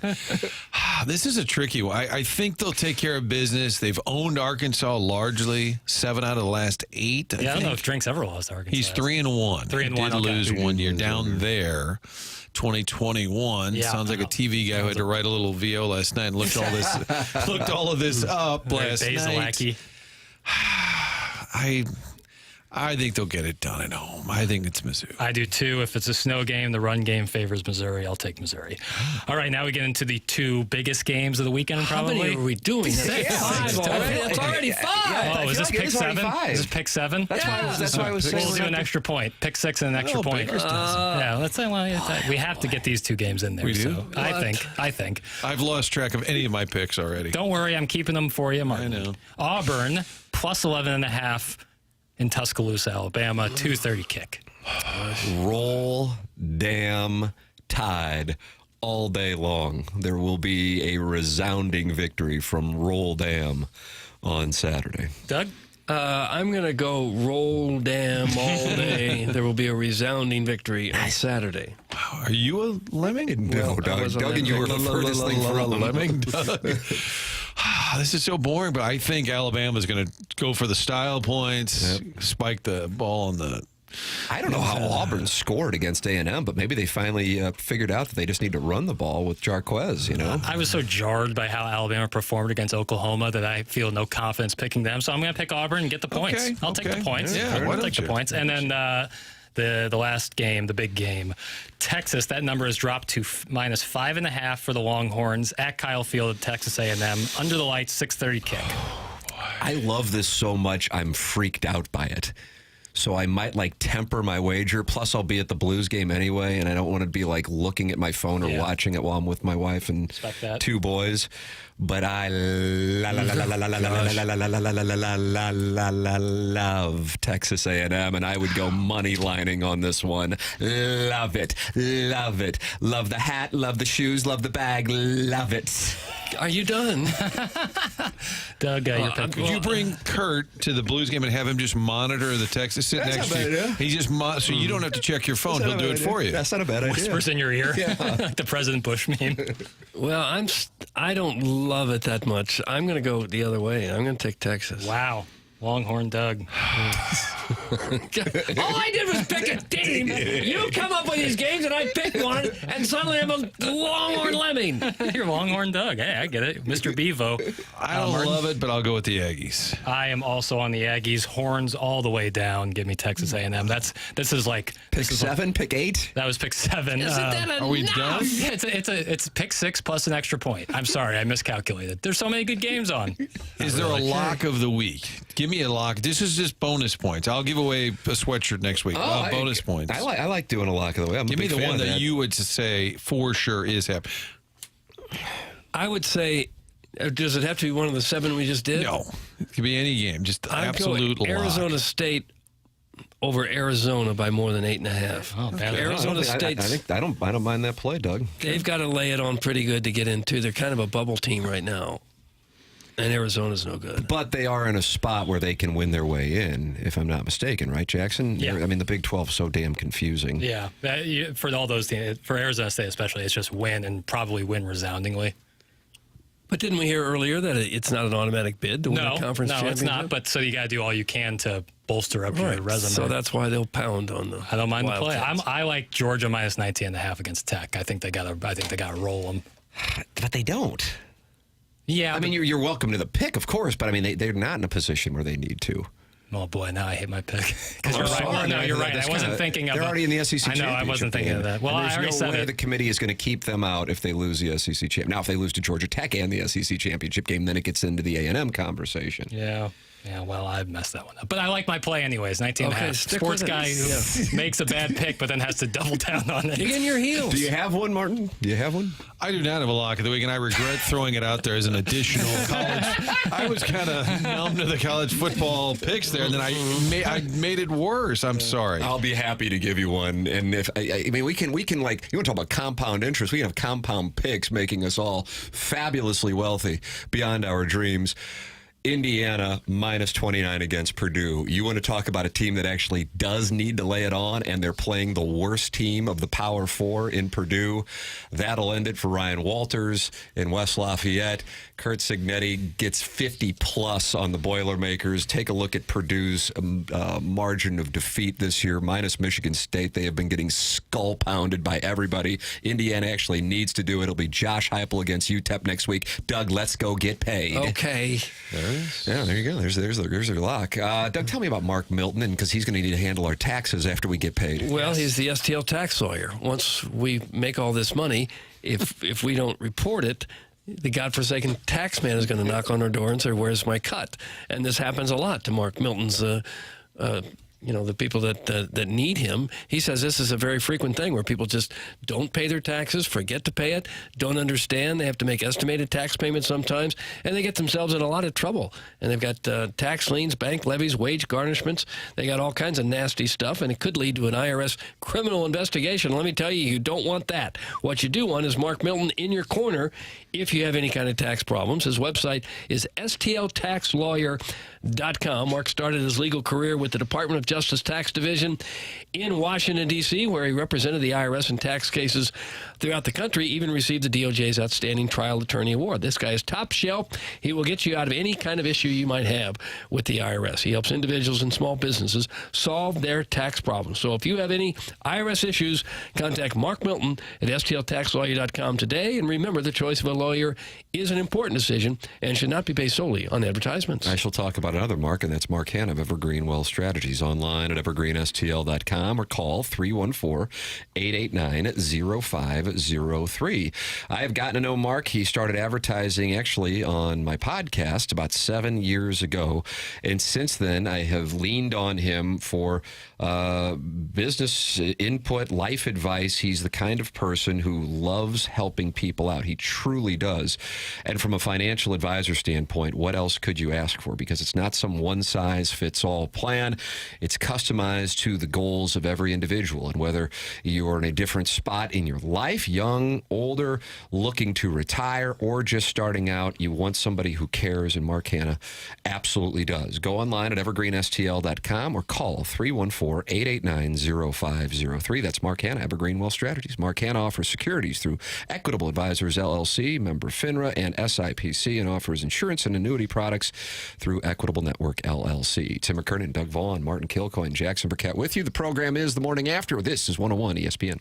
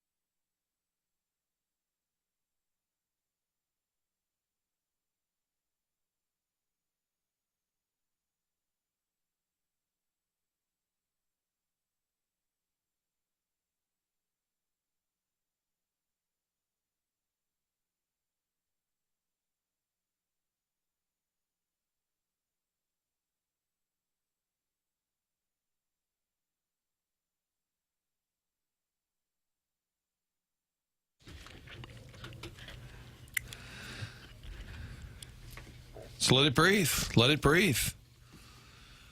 Who are your top turkeys? We'll take your text on that topic. And what are you thankful for on this Thanksgiving Eve? Favorite Are sides? you horse plowing me? Am I late? Yes, again. Oh, man. We're just What do going you think through. you're doing there? I went to get a bottle of water. Well, you had 45 seconds. What took you so long? God almighty. And we're back. And we're back. It is TMA. And apparently this is segment 9-2. We've just been told that is the 5P Academy Hustle and Heart Sports Performance 9 o'clock hour. Send your emails in for the design, air, heating, and cooling email of the day, the morning after, at InsideSTL.com. Jamie Rivers and Robert Thomas were with us in our Fisher Window and Door Story 8 o'clock hour. In the 7 o'clock hour, we talked about Blake Snell getting a monster deal from the Dodgers, giving the Los Angeles Dodgers, Doug, the following rotation. And let me know if you're interested in perhaps having this rotation. Okay. Blake Snell, Shohei Ohtani, Yoshinobu Yamamoto, Tyler Glasnow, and then they can pick from Dustin May, Tony Gonsolin, Bobby Miller, and Clayton Kershaw to fill things out. Now, would you rather have that or Steven Matz, Miles Michaelis, Andre Plante, and Sonny Gray? Sonny Gray, Sonny maybe? Gray, yeah, now we're talking. Really? Well, it's not bad. Jordan Walden balloon party is on its way. Okay, I don't know that Jordan Walden would have been the answer either, had he been younger. The Dodger rotation kind of sounds like the first 5 pitchers that could get picked for the All-Star game. Kershaw's like their 8th option. You know, it doesn't usually work out that way, though, thankfully. It'll even out. No matter how good a team and how much money you spend, usually teams don't just run away and have a 115-win season. You can't win a World Series on paper. Thank you. I mean, it's only... What, you do a bump during the break? It was an aggressive finger pointing. Yeah, you're pointing. Were you pointing at Martin? Scolded. I was pointing at Doug. Oh, all right. There's only been a couple 115-win teams, right? Didn't the Mariners set the Mariners record? 2001. Ryan Franklin was on that squadron, and they lost in Doug, was it the ALCS in 5 games to the Yankees? I think so. Lou Piniella? Yeah. Great Lou Piniella. Will this force the Yankees to spend more money? I wonder if they'll feel the need. Yeah, is it going to be like a Dodgers-Yankees arms race as opposed to the Yankees-Red Sox one from 2 decades ago? Oh, man. Will it make the Cardinals decide to not sit it out? No. I don't think it'll have any effect. No. Do the Dodgers still have room to pay Arenado in this potential? Who's playing third? Max Muncy? You can move him around. I think Arenado would love to play. He would love to play. Do you think he for would? the Dodgers? Oh, that's what the report was in the 2023 trade deadline. That would be his preferred spot. Do you think that report was accurate in 2023, LA Times, that he would go to one team and it was the Dodgers? That was at the trade deadline? Oh, 100%. Yeah. Okay. 100%. Jackson and I were doing Balloon Party, and even on TMA, too. And it was a strange thing in the way it was covered locally. And I'm not doing the media in this town. I'm not doing that crap. But I'm just, like, it was just disregarded as a fake report by the LA Times. And I'm like, why would it be fake? Right. This guy's like... Jorge Castillo is his name. Right. He's normally a news reporter for... Yeah. And it would have made all the sense in the world to trade Goldschmidt and Arenado. The thing I always wondered, because we don't know this, is whether or not they would have been on board and waived their no-trade clauses. Because a pivotal moment to me for the Cardinals was not trading Nolan Arenado and Paul Goldschmidt at the deadline in 2023.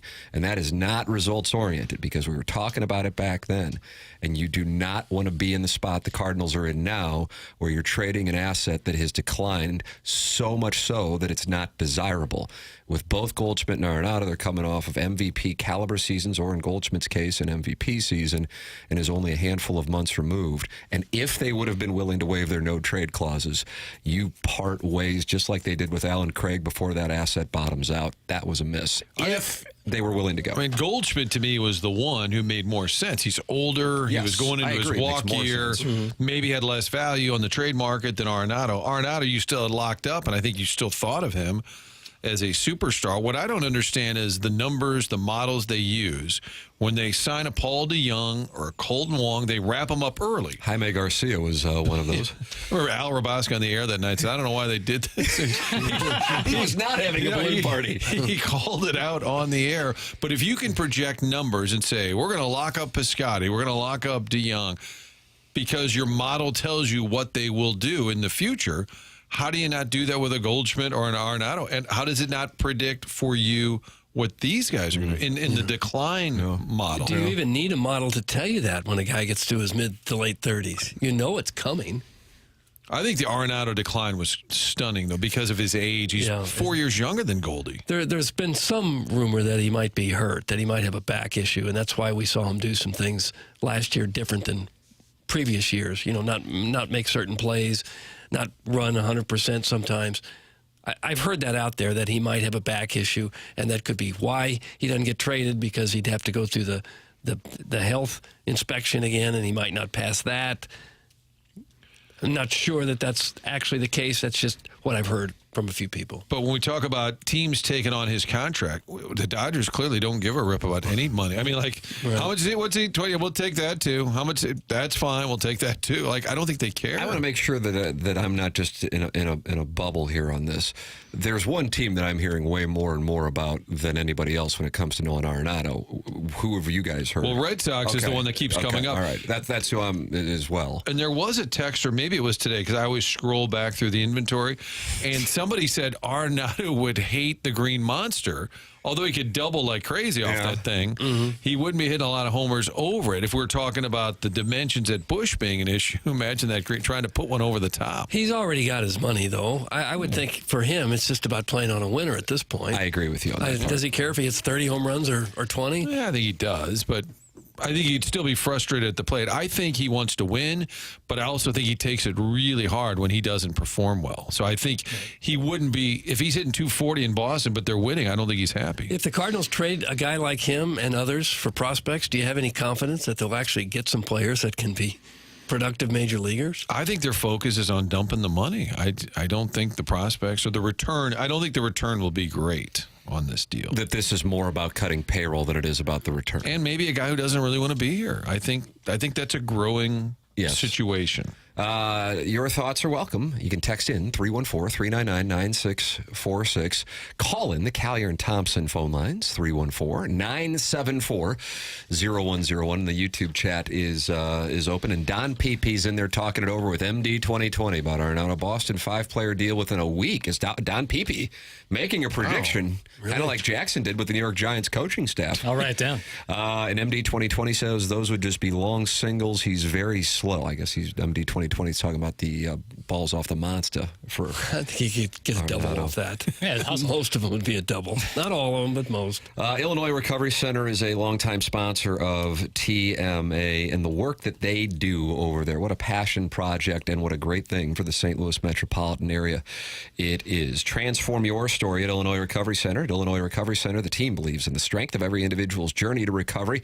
And whether you are taking the first step or continuing your path, the IRC's dedicated team is here to support you. Go online at IllinoisRecoveryCenter.com. That's Illinois Recovery Center. Now, I know it's Illinois Recovery Center, but that doesn't mean it's limited to people in Illinois. It is a wonderful facility that has worked wonders for people in the metropolitan area, not just Illinois. So if you or someone you know wants more information about the Illinois Recovery Center, please call 888-472-9559 or visit IllinoisRecoveryCenter.com. IllinoisRecoveryCenter.com. James Carlton of the Carlton State Farm Insurance Agency is online at carltoninsurance.net. He presents Gabe DeArmond every Monday and Friday here on TMA. Not this week, though, because the station is off for Thanksgiving and the day after Thanksgiving. The Colonel will be live on his PowerMizzou.com post-game show following the Missouri-Arkansas game. What could/should be a 9-3 regular season. And James Carlton has been sponsoring it throughout. He's also been my insurance agent for 5.5 years. Make the switch. They'll do all the paperwork for you. Go online and type his name in a Google search engine. You'll see 5-star reviews, 400 plus of them, as a matter of fact. He's my insurance agent. I recommend him to you as well. 314-961-4800 or go online at carltoninsurance.net. Tim McKernan, Doug Vaughn, Martin Kilcoyne, Jackson Burkett, Chairman Kurt with you. This is TMA on 101 ESPN.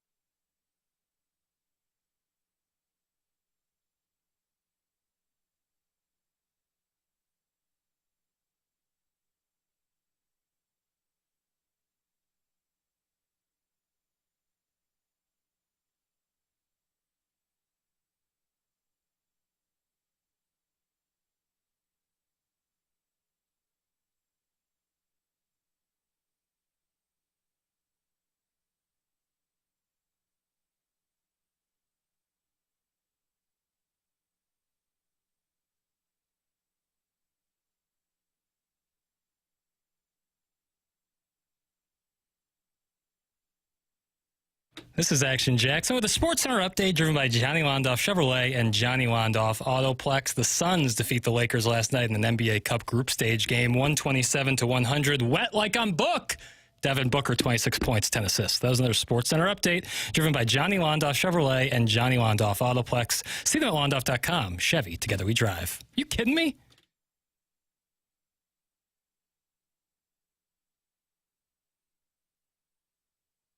Jeremy Rutherford presented to you by Mark Hanna. Coming up at 10 o'clock, the Design Air Heating and Cooling email of the day. A showdown between Buck Swope and the JV golf coach at 10:45.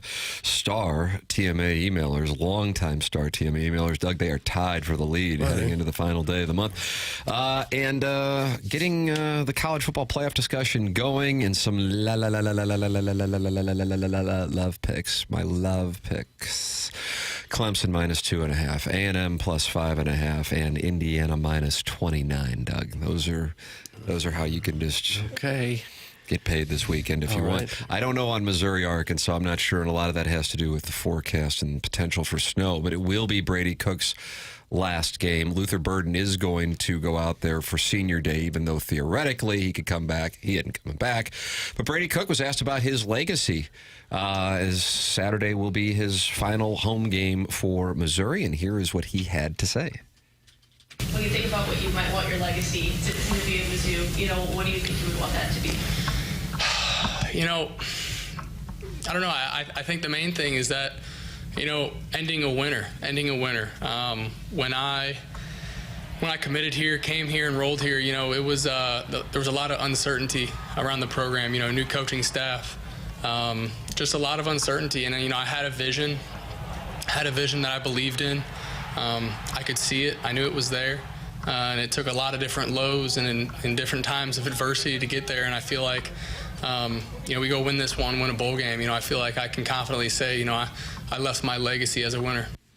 And if they do win out, it'd be 21 wins in 2 years. Not the season that many of us had in mind, but his overall resume. Look at the touchdowns, interception. I think it's like 45-17 or something. Yeah, he's had a heck of a career. He's been a really good quarterback for them for 3 years now. He's this is probably in the Missouri fan bubble, and I think the casual fan may be surprised to hear this, but for the hardcore Missouri fans, he's a polarizing figure, not because of the way he conducts himself. Kind of obviously, I don't know what else you could ask for as far as somebody, the way they conduct themselves or lead, but essentially whether or not the team would have been better off with a, quote, better quarterback than Brady Cook in both 2023 and 2024. From my standpoint as a longtime Missouri fan, I think the 2023 team is the second best team I've seen in my lifetime. I'd put it behind the 2007 team, and it's not to like disregard the 2013 team. I think I look at it more through the lens of who they beat and also how close they were, truly close to having an undefeated season, and that includes going up against a quarterback who I think his legacy will only grow based on what we've seen so far in the NFL, but also his Heisman Trophy senior season at LSU and Jaden Daniels.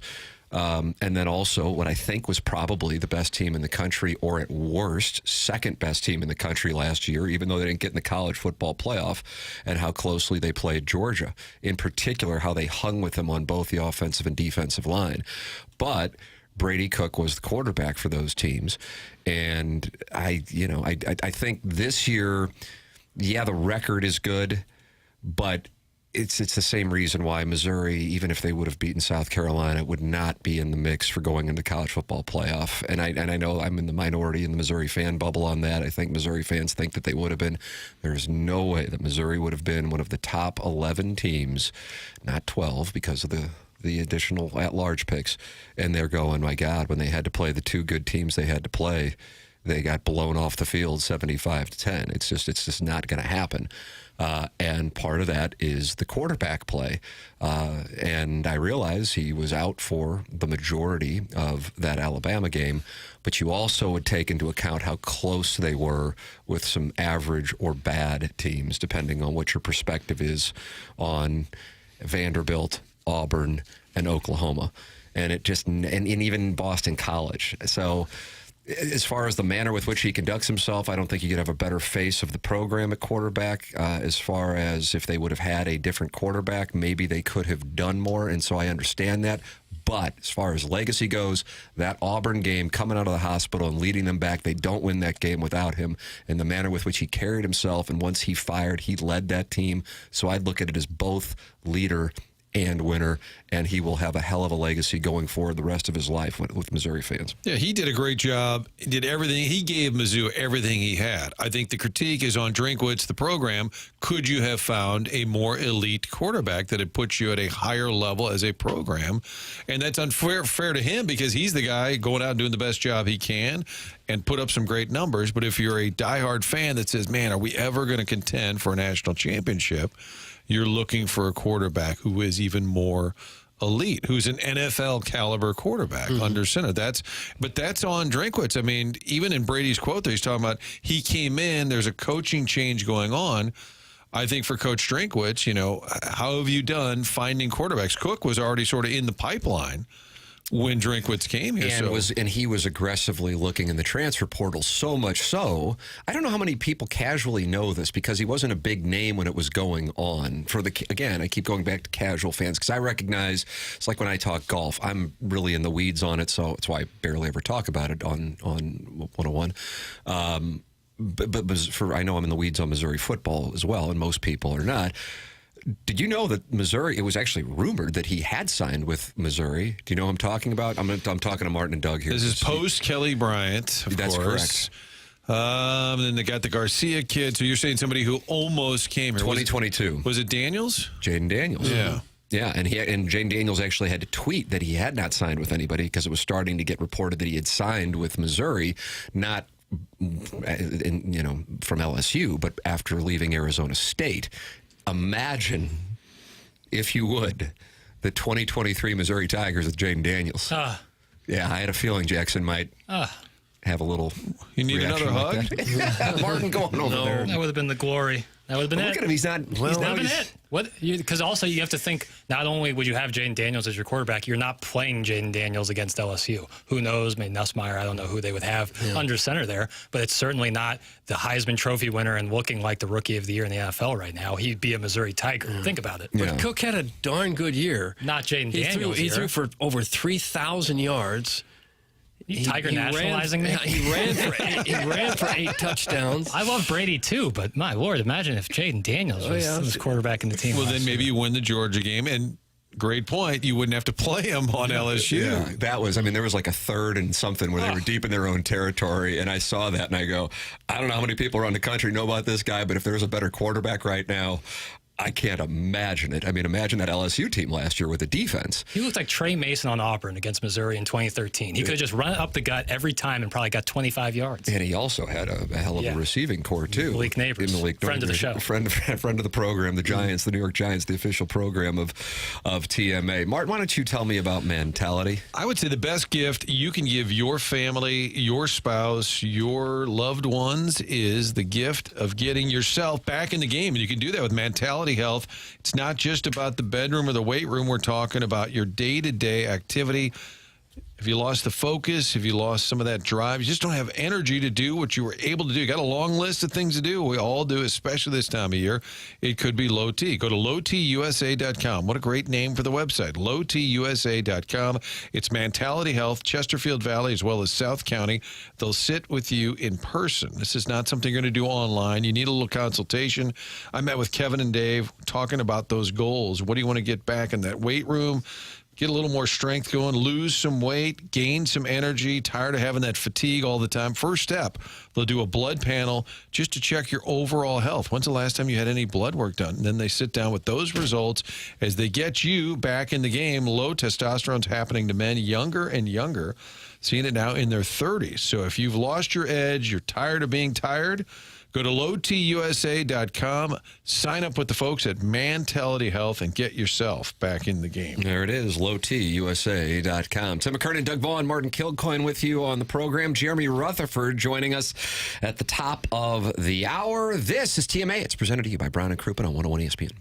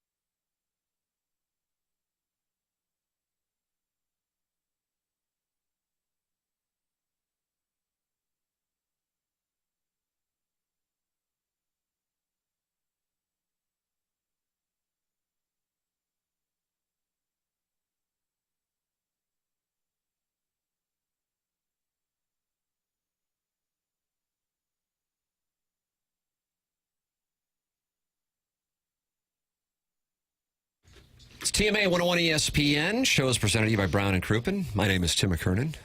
If you're watching on YouTube, Doug Vaughn is on top of me. What? It's true. It's true. Good one. Call in. Martin Kilcoyne is to Doug's left.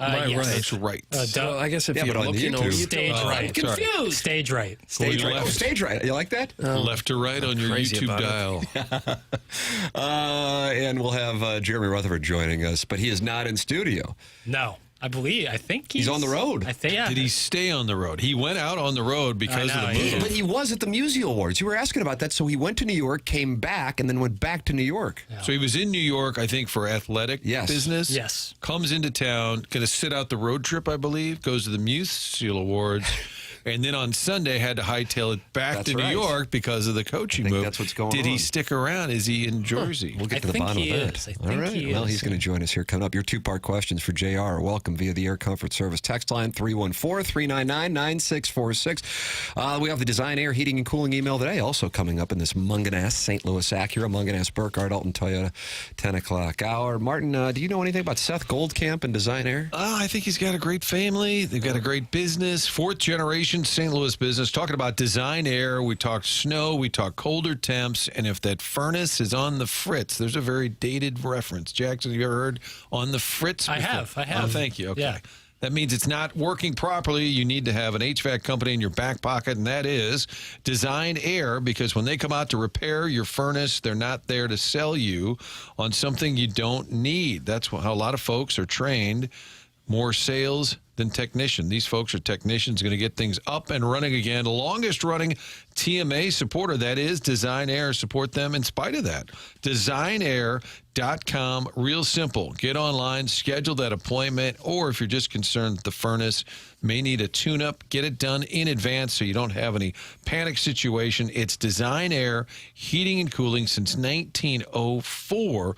They've served over tens of thousands of folks, all satisfied customers. Find out more at designair.com. There it is. Jeremy Rutherford going to join us on the other side of the break. This is TMA 101 ESPN.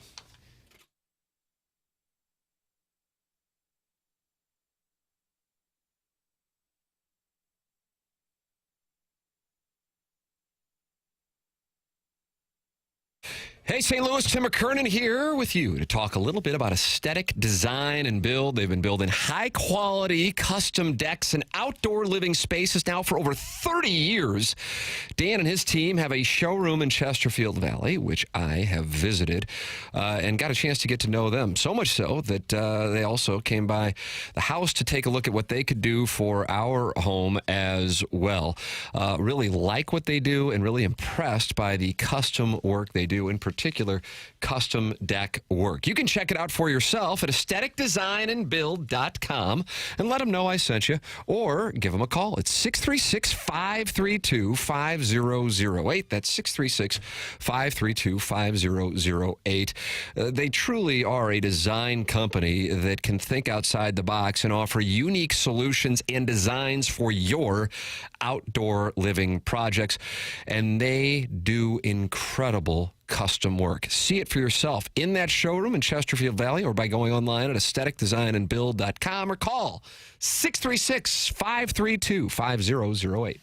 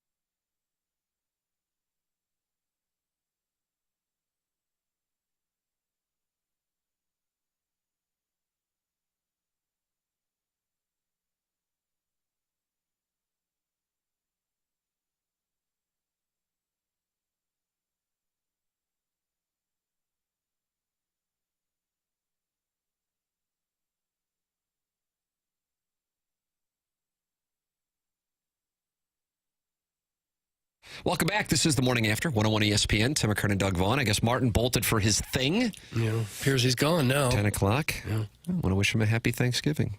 Happy Thanksgiving, Martin, if you're live streaming. Happy Thanksgiving. Via the Schaefer Door Company, 101 ESPN app or TMA STL app.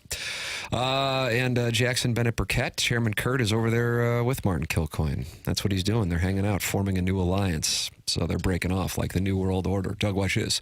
New World Order. Okay. World Order. Yeah, great moment. Monday Night Wars. Joining us right now to give us his thoughts on professional wrestling and the St. Louis Blues and take your two-part questions presented to you by Mark Hanna of Evergreen Wealth Strategies, Jeremy Rutherford.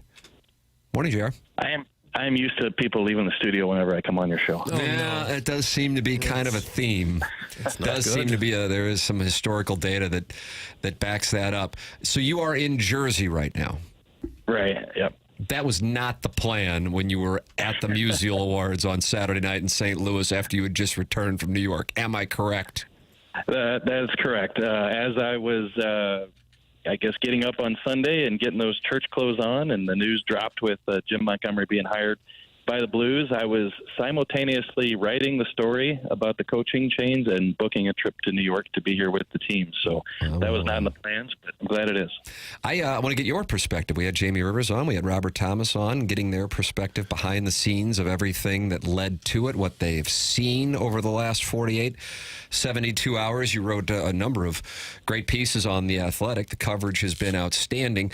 Give the audience something that you have seen that perhaps you haven't had a chance to share as far as Montgomery's interactions and or anything from some players that they have seen here over the last few days since this coaching change took place. Yeah, I would think the number one thing is just the comfort level. And we all know that Jim Montgomery was an assistant coach with the Blues for a couple years, and knows a number of these players on the team. I think he said over half the team he knows. But, I've covered a lot of coaching changes, and the new coach comes in, and it takes a couple weeks for everybody to kind of get familiar with how things are going to roll. Just the practice schedule, the bus schedule. Coaches come in and change things. But from what I've witnessed, being around the locker room a little bit the past couple of days, is that he just fits right back in. The players love him. They're ready to play for him. And listening to Jim Montgomery, he's got a feel for a lot of the guys, got a feel for what he needs to do. And, I don't think in terms of, smoothness that this could be any better. Do you think there was something Bannister didn't do that the Blues organization didn't like, or was this just a matter of the perfect coach was out there and they had to make a move? I think it's the latter to the biggest degree, but I do think that we all know that Drew Bannister was put in a tough spot, right? So last year there's interest in Montgomery. He's not available. Okay, what do we do? You're probably not going to go out and give a veteran head coach a 3 or 4 year deal. You're going to go with Drew Bannister and acknowledge the retool and hope that he can groom some of these young players. And then I really do think that the Blues are looking at it like if there's a proven coach who can take this team to the next level, that's who they were going to turn to in a couple of years. And so, they've got this thing going on where they want to compete now, but they also want to get better in the future. Drew Bannister, I don't think they saw right now, Doug, that they were doing that they were competing, that they were getting better, that guys are learning from Drew Bannister. And so I think, is he at any fault here? Probably not, because he was a young coach trying to learn himself. But I do think that the Blues had to make the move because they just didn't think it was getting done with him. Well, Jeremy Rutherford with us here on the Callier and Thompson phone lines. You are listening to 101 ESPN. JR brought to you by Mark Hanna, Evergreen Wealth Strategies. I know that it was super positive, I think, based on what I've seen behind the scenes on both Sunday, before the game on Monday, during the game on Monday, and certainly after the game on Monday as well. As far as specifics on gameplay goes, you were monitoring this. Kevin Lorenz and I were texting about it throughout the game. The number of shots the Blues wound up with 44, but they were sitting at like 25 midway through the second period. Zach Bolduc's play, certainly perhaps the highlight of the whole thing. Anything that you saw from a tangible perspective that the team did differently in between the game against the Islanders and the Rangers? Or do you think it was just a, hey, play your game, you're not going to have to worry about losing your ice time so you can be confident message to some of the younger guys that led to what we saw on Monday night? Yeah, a couple things. First, I think the confidence was a big thing. I think when you have Montgomery going to Zach Bolduc, at the morning skate and saying, I just want you to rip it. So Zach Bolduc, for his new coach, is going to go out and rip it. And he did 7 times, scored twice. But tactically, there were some changes. And, I'll try to get into a little more X's and O's and a story at The Athletic. But I think that talking to the players, guys, he noticed some things with the Rangers, talking about Montgomery. Obviously, he's been coaching in the league for a number of years, seen him a lot with Boston, that he felt the Blues could take advantage of. And specifically, in hanging on to the puck and creating offensive zone time. So he gave these guys a few pointers that he felt that they could exploit against the Rangers. And the players said that they did the things that he was asking, and then the Rangers didn't adjust to those things, and thus they had some success. And the success came from the sustained zone time. The second thing tactically is the play below the goal line. A lot of times you don't see teams necessarily take advantage of that. And so you saw the Shen goal. He pops on the forecheck, gets the puck, and throws it out to Kyrou. Kyrou scores.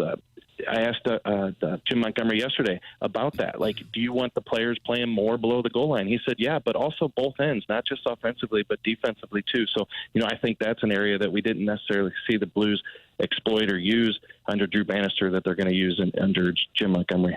I would think just in general the players like playing for a younger head coach. Not that Bannister was old, but there's still a lot of the old guard out there that is pretty rigid. And I would imagine that they enjoy a younger guy like Montgomery who just kind of lets them play. Yeah, I think, use the term players coach. I think Joey Vitale might have mentioned he doesn't like to use that term, but I think it's true with Jim Montgomery.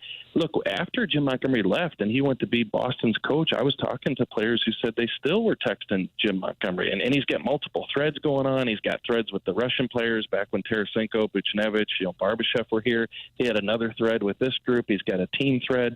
So he's sending text nonstop. He even said a couple days ago, guys, he goes, I'm sending TikToks to these guys. So when you talk about, a younger coach, he's really into that stuff. So I just think that he knows they're in it for him, and that's not to say other coaches aren't, but they feel it with Jim Montgomery. I think that's the biggest thing is those are the two words I've heard the most the past couple of days, positive energy. Yeah. You're a big TikTok guy yourself, too, aren't you? You do some dance moves. Yeah, you do those dances. Oh, I love the Maps remix that you're doing, Doug. Yeah. It's 2003, is that right? That was Maps 2003? Yeah, Color me intrigued. I like your Get Ready With Me videos. Mm-hmm. Outfit of the day. Yeah, OOTD. I'm in Jersey. Here's what I'm wearing to the morning skate.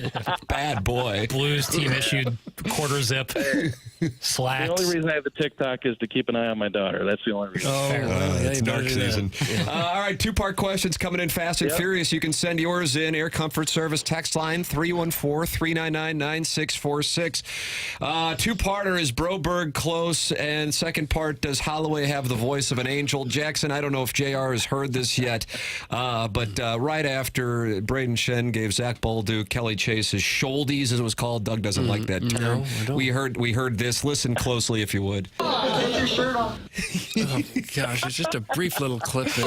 Take your shirt off. Yeah, we played that for Robert Thomas this morning. Candidly, he was alarmed, not necessarily with Holloway asking him to take his shirt off, so much as the fact that we had really delved that deeply into it. But if you can advance the story, we'd really appreciate it.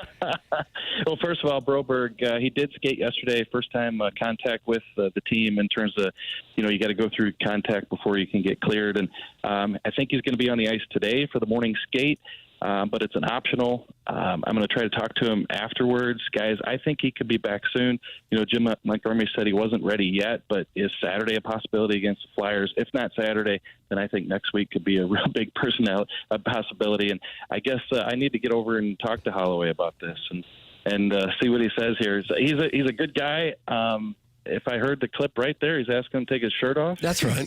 That's right. Clip that off. Mm-hmm. Might want to quiz him on that. It might be an article. I don't know. Yeah, I could see that being maybe a 3,000-worder for The Athletic. Mm-hmm. Retrospective. Yeah. What turned the Blues season around? Dylan Holloway demanding Zach Bolduc take his shirt off at Madison Square Garden.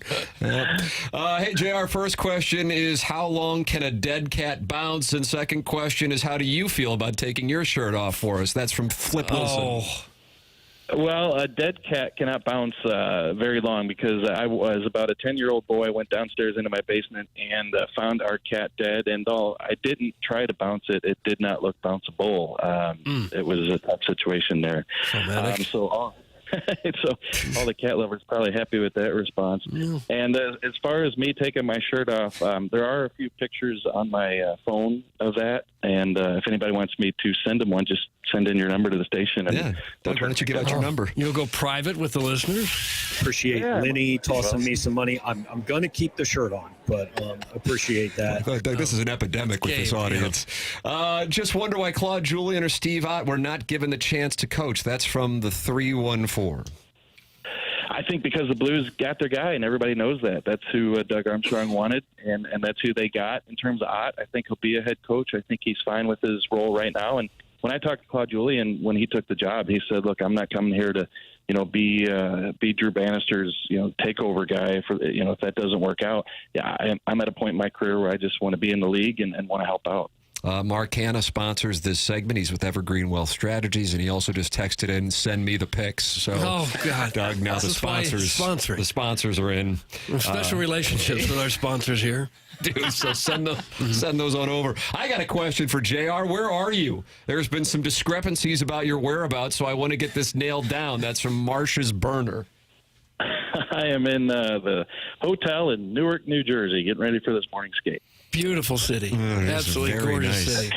You know what? Some people have said that the past day to me, and I try to remind them of where we live. Yeah. Oh gosh, that was a shot at sweet St. Louis. Wow. What a moment. Especially when Jackson's dealing with all his friends who have moved away to these coastal elite cities, and Jackson now, JR just dunked on St. Louis. How's that feel? If you're not in St. Louis, congratulations. Now Joe Buck is getting involved. Well, it rains, it pours. I am telling you.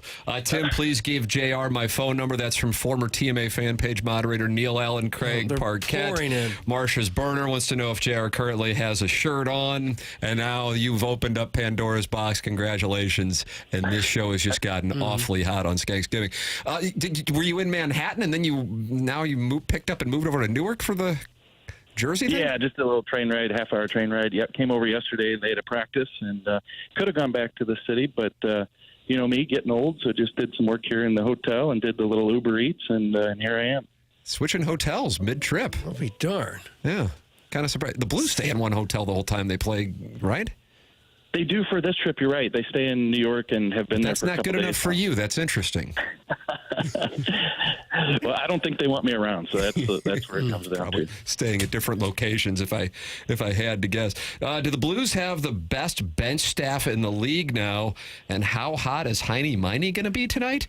That's from the 573. What does that mean? Baseball fields? The ballpark in Lime is going to be erotic this evening? And what does it have to do with Claude Julien, Steve Ott, and Jim Montgomery? I don't know. Not a darn thing as far as I can tell. I'll see if Claude Julien will take his shirt off tonight, please. Oh, gosh. Can you please ask that after the game, especially if it's like a 5-0 loss? I have 20 American dollars in it if you do it. How about that? What do you think about the coaching staff now? I mean, there certainly is some tenure there. Yeah, there definitely is. And, I think that's why Drew Bannister brought in Claude Julien, and now, difficult situation for Drew, but the Blues are going to benefit with Claude's experience. And, both he and Montgomery spending time in Boston with some good teams there. So I think, along with Ott, who I think is going to be a head coach at some point, and Mike Weber, I was really happy that, Weber and survive the coaching changes that they've made, because he's a young guy who's got potential too. So I think they got a good staff. I want to get your perspective on this. Something that I noticed when Jim Montgomery met with you guys following the game at Madison Square Garden on Monday, and then also the Blues Instagram account sent out his post-game speech to the boys, and then that's where we got the Dylan Holloway "Take Your Shirt Off" audio as well. But in both cases, I thought that this was noticeable, and I just don't think it's a coincidence either. He said, to the team, he said, a lot to work on still, but great effort. We're going to be a good hockey team. And then he said that to you guys as well. This is a good hockey team. And then Robert Thomas was on with us this morning. He goes, we have a skilled team. We just haven't played like it yet, and we played like it on Monday night. And I know this might be something that plenty of people would just roll their eyes out because it kind of gets into believing and all of that. But I think that there is a conscious effort to convey that message to this team. And I don't know if that's what he was doing in Boston as well, if he was doing it in Dallas as well, if he was doing it at the college ranks as well. I don't know. But I thought that was something that was choreographed and not just a coincidence. Did you notice that? What's your opinion? Yeah, 100%. And it doesn't matter what you ask him, that's what's going to come out of his mouth. And I'm not saying he doesn't believe it, but I'm just saying I think he's definitely going out of his way to preach that. For example, I wrote a story about the offense today, and, it's just one game, but 5 goals, 43 shots look pretty good. Can they sustain that? He said, listen, guys, I've read what you guys think about this offense for the past little while. I understand what you say about this offense, but this offense has some good skill and some good players, and we can be a good offensive team. So I think that's one thing that he's trying to get across. And then secondly, it's always about building the consistency, because that's what this franchise needs. And so let's just use Zach Bolduc as a quick example here. He had a great game the other night, right? But the one thing that I noticed in that video that you're talking about when he's putting the shouldies on, yes, he said, I don't like it. He said that, hey guys, on to New Jersey. That's what Zach Bolduc said. And that's what Jim Montgomery is telling Zach Bolduc, hey, forget about these 2 goals in New York. For you, it's about what happens in New Jersey. And then you hear Zach Bolduc say, on to New Jersey, guys. I think you're going to see a hell of an atmosphere in the building on Saturday night. I know it's one game as they have this unique schedule with 3 in the New York area and then off to Western Canada. But fans are going to want to welcome him back, and it would add to it on the Thanksgiving break, which always has some good energy as it is, if the Blues can carry a 2-game winning streak against 2 good hockey teams, too. We'll see if they can pull it off tonight against New Jersey. Any news and notes for tonight yet, JR? I know you're in the hotel, but anything that you're aware of for tonight's festivities? No, just getting ready to head over there. I think the biggest news is Broberg skating, and we touched on that. So a chance for him to be in the lineup pretty soon. But right now, that's it. So we'll get over it and see what the gang has to say today for big games tonight. I mean, you used to think of New Jersey, you didn't think of much, but they're first place in that Metro Division, won 3 games in a row. You look at the Blues, they got Jordan Kyrou, Jake Neighbors leading them with 7 goals, and this New Jersey team has 3 guys with 10 plus. So this is going to be a tough one tonight for the Blues, and you'll have Jordan Binnington in net looking to set the all-time wins mark, number 152, to surpass Michael Ute tonight, possibly. Yeah, got a lot going on here tonight for the Skanksgiving special in New Jersey. Couldn't be a better location for it. And then back in St. Louis, 6 p.m. puck drop for Jim Montgomery's first game as head coach of the Blues against the Flyers on Saturday. JR, appreciate the time as always, sir. Thank you for taking your shirt off and sending the pictures to us. Happy Thanksgiving to you and yours, fine sir. All right. Yep, you guys too, and send me those numbers. Thanks. There it is. Thank you, He's going to text the pictures to everybody, and that's that's the right thing to do if you are covering an NHL team. It's just another service he provides. That's what the holidays are all about. Thank you, Jackson. Munganast is the sponsor of the 10 o'clock hour here on TMA, stlouisacura.com and altontoyota.com. It's Munganast, St. Louis Acura, and Munganast Burkhardt, Alton Toyota. Doug is a loyal customer, as am I. We go online at stlouisacura.com or altontoyota.com and work with the great Jamie Burkhardt and Peter Munganast, and in the service department, Ryan Seiberg. They were texting me yesterday about that A16 notification I got, and Jackson looked it up. It's an oil change, but they're like, hey, just let us know.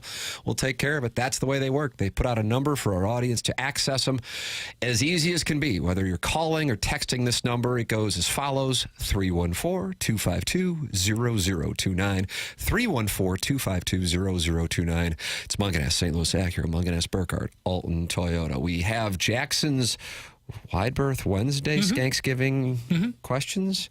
We have the Design Air Heating and Cooling email of the day, and then we shut it down until Monday, Doug.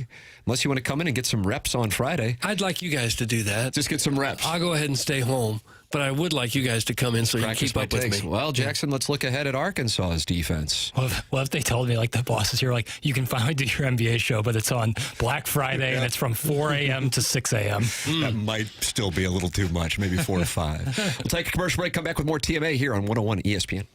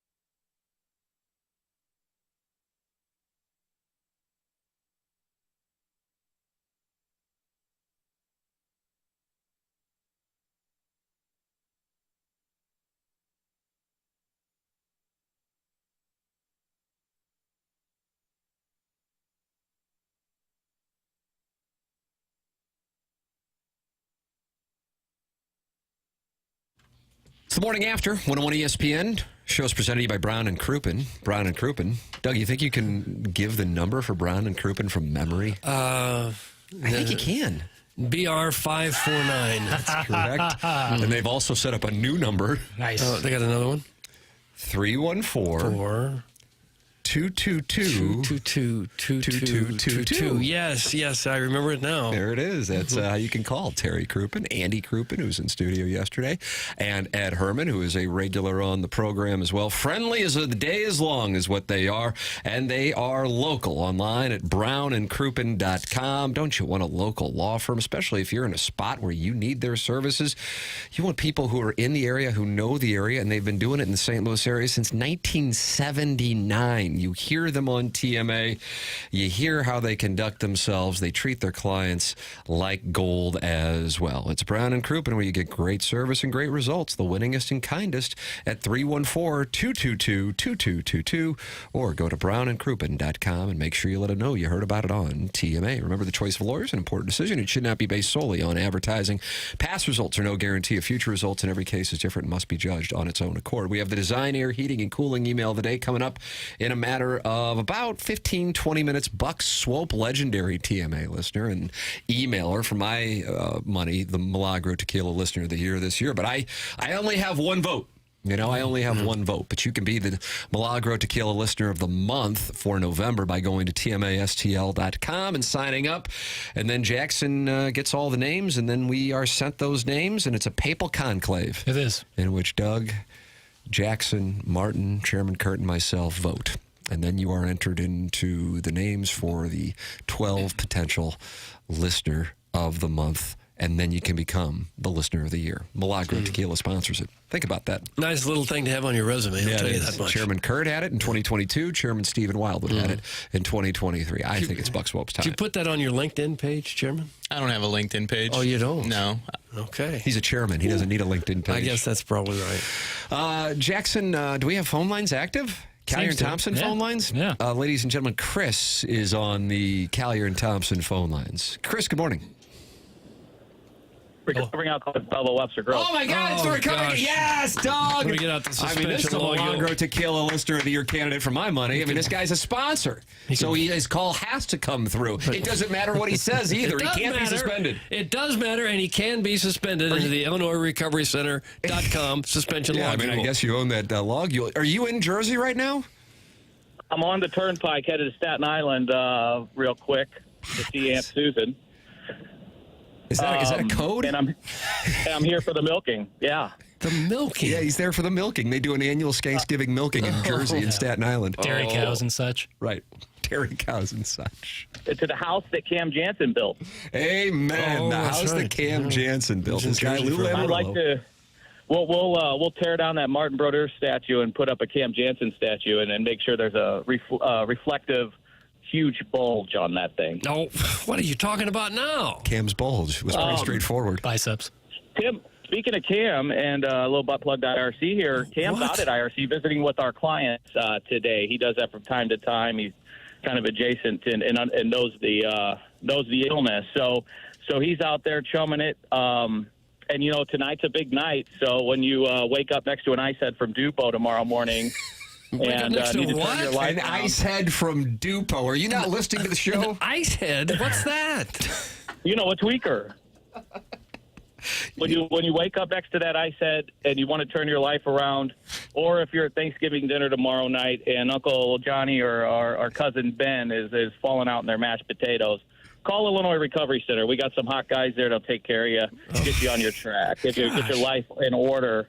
And yeah, man, we'll turn your life around. This is a big night, and Thanksgiving, and in all seriousness, the holidays can be a pretty dark time for people. So give us a call, and you know, thanks for the cheap butt plug here for IRC. And if you got any fires in your pants, call EDF. Right? Wow! See, this is just talking about. He's working blue. If we don't have a substance abuse problem, can we still come out there for the guys? Oh. Let's take that offline, and we can work up a 2-for-1. I like when people say take that offline. Gosh. Thank you. Safe travels, recovering alcoholic from Belleville and Happy Webster Groves. Thanksgiving, boys. And it's a good thing the Pilgrims didn't shoot a lion when they got over here. Otherwise, we'd all be eating you-know-what for Thanksgiving. Doug, think God about bless, that. Dale. There he is. How about that? That's the recovering alcoholic from Belleville and Webster Gross making his way through Staten Island to see Aunt Susan. I knew he went to the game against the Islanders and the Rangers, and I guess he's going to go to the Devils game, and he's just hanging out in Staten Island. You ever hang out in Staten Island? No. It's really nice. It is? Yeah. It's kind of residential area, isn't it, for the most part? It's, I was going to say something, and that probably would have backfired, so I won't say it. A little gritty? I was going to compare that borough of New York to a certain area of St. Louis, Well, do but it. I won't. Do it, please. No, thanks. What's it start with? Jay. Jay. Yeah, who knows what I was going to say. Jefferson County? How come you I won't don't look know. at me? Yeah, Chairman Kurtz from Jefferson County. So is Jeremy Rutherford. And you're comparing Staten Island to Jefferson County? Is that what just happened on this show, Doug? No. Right here on 101 ESPN? In St. fact, Louis's sports leader for 15 years? specifically, I said I wasn't going to mention the name of... Then what Jay were you saying? Jennings? I guess you would leave that up to the imagination. Ambiguity. It's a big ambiguity 10 o'clock hour. Fill in the blanks yourself. I've been picking up on reads learning from Tim, and I'm getting a read on him. It's Jefferson County. Jefferson County. It seems like it You to won't look me. at you. That's the read. I like Jefferson County. I like Does it Staten remind Island. you of Staten Island? Yeah. There he is. Well, Doug, it move your chips does? in. Really? There it Counselor. is. I feel like I own Colonel this kid. Jessup over here. Jefferson County with thick New York accents? Yeah. A lot of body hair. Oh. Yeah. There's weren't supposed body to talk hair about that. galore in Staten Island. Yes. Jersey specifically. It's like Jeremy Rutherford streaming from his hotel in New Jersey. He did send us a pic. I don't think that was his breast, but somebody's. I He gotta sent check the this out. pictures? God almighty. Yeah. It's pretty good Oh, stuff. Wow. Man, I need to close that one out. Send your emails in to Sign Air Heating and Cooling email today, the morning after at InsideSTL.com. Ted Drews, Doug. Ted Drews. And you're going, it's cold as the day is long out there. How can we be talking about Ted Drews? Oh, they got Christmas trees, don't There they? you go. Yeah. That's exactly right. That is a tradition in the St. Louis area. I've been going there, man, for decades myself. Ted Drew's Christmas trees are here, and the tree lot officially opens this Friday. Ted Drew's has a wide selection of fragrant fir and pine trees available, including large trees standing over 8 feet. Look for the exclusive Dottie trees, named in honor of Ted's wife, a mark of the finest quality. Ted Drew's also offers a variety of holiday greenery, including beautiful wreaths and with handsome bows and pine roping as well. Elevate your celebrations with Ted Drew's, available by the quart, perfectly paired with your favorite holiday treats. Ted's delicious custard is a sweet addition to every gathering. We got a limited time offer right here on the eve of Thanksgiving. Buy 3 quarts and get a jumbo container of toppings for free. Oh. That is valid now through December 30th. Don't wait. Make Ted Drew's part of your family tradition this holiday season. For the best frozen custard and Christmas trees, visit Ted Drew's off Chippewa. That's Ted Drew's off Chippewa, and the tree lot opens on Friday. Tim McKernan, Doug Vaughn, Chairman Kurt, Jackson Burkett with you. The program is TMA. It airs on 101 ESPN.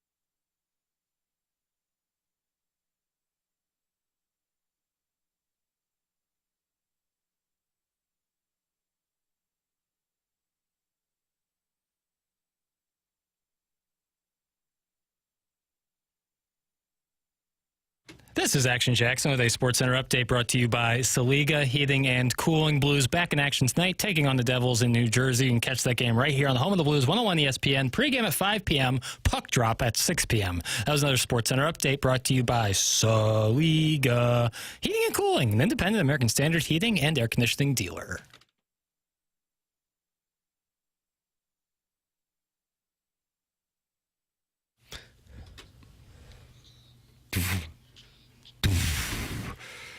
Oh, Thanksgiving tradition. Doug, the Rough Riders. These are the Rough Riders. Rough Riders anthem. Rough Riders anthem. It's TMA. It's presented to you by Brown and Crouppen. Jackson just threw up some kind of sign to the YouTube chat. You flashing gang signs now, bro? R.I.P. DMX. It wasn't a little DMX. Okay. R.I.P. That's a Thanksgiving tradition. Now, what was that? That's what he would do. He'd bark a lot. Okay. And you say R.I.P. He's no longer with us. Yeah, he died 3 years ago. I feel like one of the last things he did was hold court at the Chili's at Hooterville. No, it was he gave a sermon at that little chapel at Lambert. You know, like the one where if you go through the Southwest Terminal and then turn down to the little tiny hallway at the end, there's a little chapel, and he was like giving a sermon there. Is that right? It's a very odd story, but my buddies in Florida knew about it. They're like, I don't know much about St. Louis, but I know DMX once gave a sermon there. At Lambert. At Lambert International. Doug, who knew? No. We'll talk more about it on Monday. But now we only have time for one of Jackson's Wide Berth Wednesday questions. I can't wait to hear what you got. Oh, it's probably going to be a good one. Well, what's a social faux pas today that would have not even been thought about or not a social faux pas 10 years ago? God, I love this question. So I have a couple in mind. Man. I have a couple in mind just to get your minds going. For me, it's like if someone is like, here, watch this video, and shows you your phone with like a 3-minute video, and now all of a sudden you've just been hijacked. You know, like you have to watch the video and give your thoughts. That, and then also knocking on strangers' doors. That is like, if someone knocked on my door, I would think they were trying to intrude. I'm ahead of my time on that. I've been against that for decades. I would say maybe bringing up politics at a Thanksgiving dinner or somewhere else. 10 years ago, nobody thought much of it. Yeah. I think 20 years ago, you're definitely spot on. 10 years ago might have been bordering on faux pas-ish, but certainly now you're right on that. I'm in the tank on this. I really like this question. What's that? Vague booking, when you just put something on typically Facebook that's just like basically engagement farming, looking for somebody to be like, what? Like if you just put it as your Facebook status, like, I just can't believe that happened. Oh, that's like subtweeting. That's called vague booking. Yeah, that's what Tavon Austin did while he was the Rams wide receiver / running back. You're purposely vague in the hopes that everybody will be, what's wrong, Doug? Yeah. You get your sympathy. No, we love you. Yeah. Okay. Oh, my God. Fishing for compliments isn't a bad I gotta be honest with you. I didn't know that went on.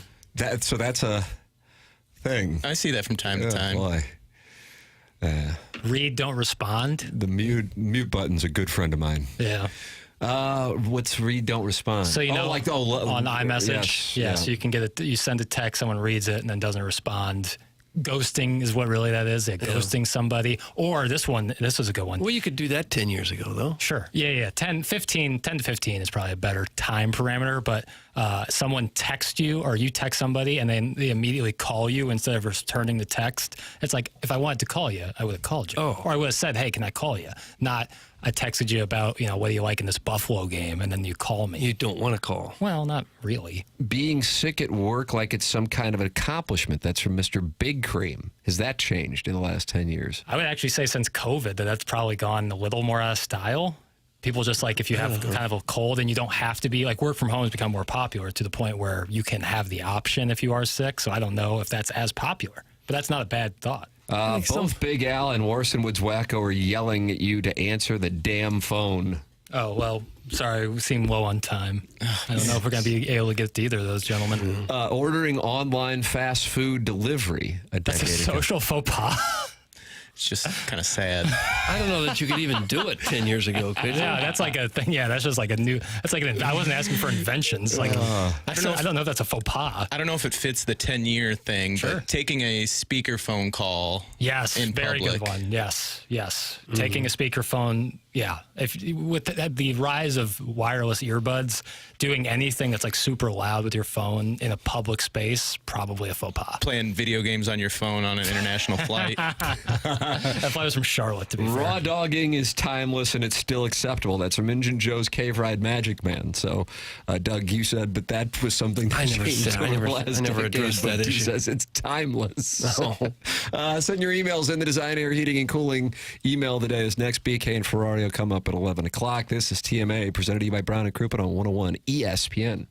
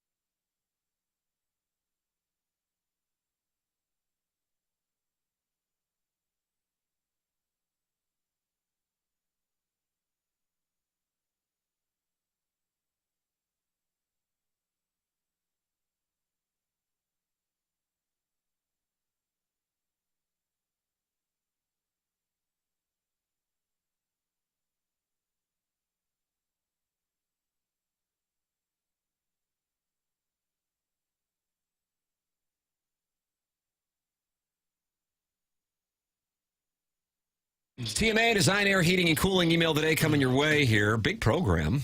Jeremy Rutherford, Robert Thomas, Jamie Rivers with us. Our Pick 6 picks, which included 7 games.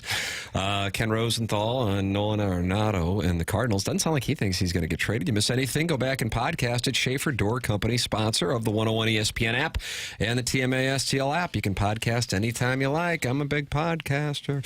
101 ESPN app and TMA STL app brought to you by Schaefer Door Company. Our email today is brought to you by Design, Air, Heating, and Cooling. That's Seth Goldcamp. Online at designairservice.com. I'm a longtime client, just like Seth is the longest-running client at TMA. Doug's a client. Martin Kilcoyne's a client as well. That's Seth Goldcamp, 4th generation. Design, Air, Heating, and Cooling. And if you're running any issues with your heating system, go to designairservice.com and work with Seth and his team, who I have worked with many times over the years, and they will take care of it for you. It is going to be super cold in the St. Louis area. Design, Air, Heating, and Cooling online at designairservice.com. Ladies and gentlemen, it is time for the Design, Air, Heating, and Cooling email of the day. Yeah! Okay. Doug, we got a tie right now. All right. Buck Swope, JV golf coach. Each have won 7 times in the month of November. They have. Yeah. Now, if neither, let's call the whole thing off. Win today, then there's a 1-game playoff on Monday. But if one of them wins, they win the month. You have now been briefed with the regulations like I'm Ward Manuel. Lauren, 1994, Ass Wednesday, Cadasco. Do you like that? Cadasco? Country Day School. Mary Institute Country Day. Yeah, I do. Cadasco versus John Burroughs. Cadasco handed out Dave's cummerbund to the player of the game. We changed that tradition once I took a roll in the hay with my future ex-husband, the left guard. Oh. He put me in a 3-point stance that night, but the pleasure was absent as he was hung like a fun-sized Snickers bar. Okay. At that moment, I knew I had to make something of myself. Charcuterie boards and needlepoint belts shall be my future. Now, as a 7-figure stay-at-home MILF in the 63124, I fish around truffles in Napoli on nights like tonight for my 6th husband. May I find you tonight and bring you back to my manor to count the spokes on my dirt basket. Okay, that's enough! Dirt basket. Some happy-ass Wednesday, the self-made stay-at-home Ladue mom. And it's real because she has a City of Ladue emblem under her email. Yeah. Welcome. Self-made, stay-at-home Ladue mom. Dirt basket. Thanksgiving always reminds me of my first experience with another girl. My hand slinked under the edge of her dress, skirting the bare skin of her thigh. The aftershock of her shivers spilled out with a passionate kiss.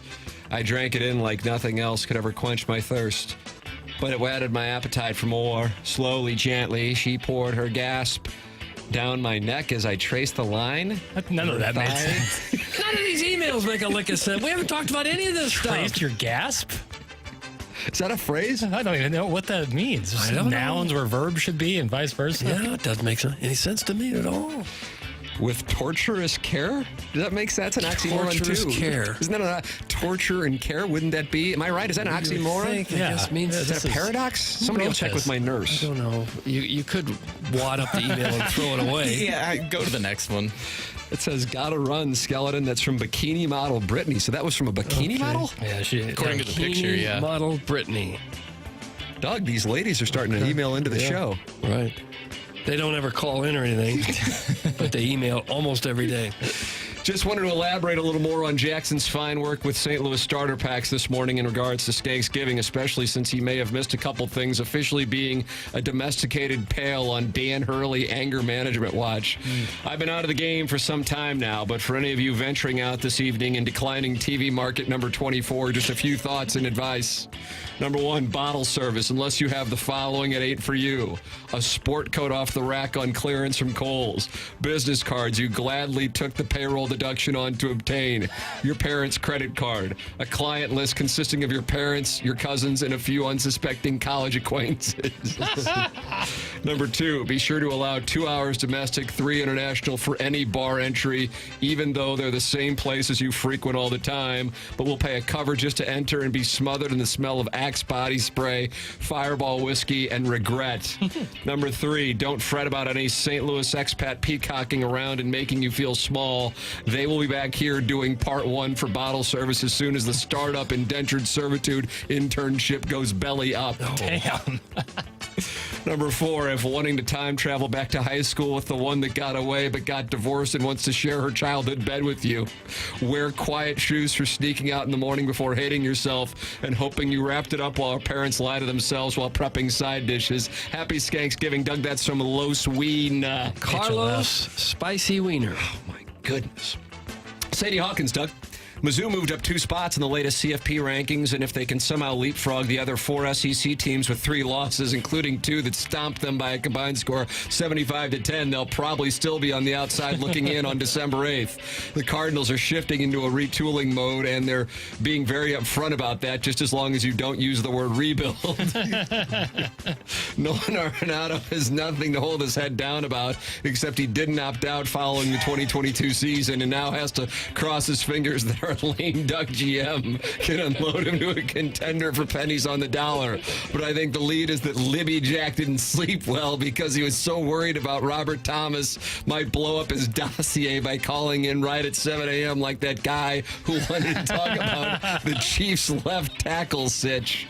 Pull it together, boy, pull it together, boy, pull it together, boy. Robert Thomas knew the correct time all along and didn't even notice your inappropriately early text. He did seem a little spooked by how much effort this show put into determining that it was Dylan Holloway's high-pitched voice that has Zach Bolduc to take his shirt off. Have a great Skanksgiving, Jackie boy. Don't let those friends visiting from cities with both NFL and NBA teams get into your head. You're a beautiful baby, and you have a nice lady who doesn't mind that you sleep face down on your pillow and make your living by getting your balls busted 4 hours a day on live radio. You do you, and let everyone else stay up all night trying to bang those ice heads from Dupo? Doug, that's from Buck Swope. I don't know what an ice head is. They raised the roof in Dupo. Buck Swope. Cubs, Cardinals, Yankees, Red Sox, Buck Swope, JV golf coach. These are some of the most heated rivalries of all time. Buck and I go hand in hand like diabetes and St. Charles. Oh, that was unfair. That's not right. I tried to call in on the Collier and Thompson phone lines a few times this morning, but each time I got through, all I could hear was KG panting like a dog in heat. The heavy breathing is one thing, but I swear I heard Chairman Kurt say it puts the lotion on its skin while gasping for air like Darth Vader. He might have been reenacting Steve Klein's interrogator too, but I couldn't tell. Needless to say, I hung up before I got on the air, but if I had gotten through, I would have said, "Stop talking about the Milwaukee Bucks in your Sports Center updates." No wonder Jackie Boy couldn't sleep last night. He probably realizes that he's one mistake away from going back to HD2. I wonder what the text to Robert Thomas sounded like this morning. Hey, Tomer, did you know how time zones work? I'm sure you're trying to sleep, but I just wanted to remind you that we're on FM now, and if I screw up this phone call, they'll probably move us back to that little closet. Please call me on time so I don't have to go back to that tiny blue kennel that still smells like menthol and sweaty man butt.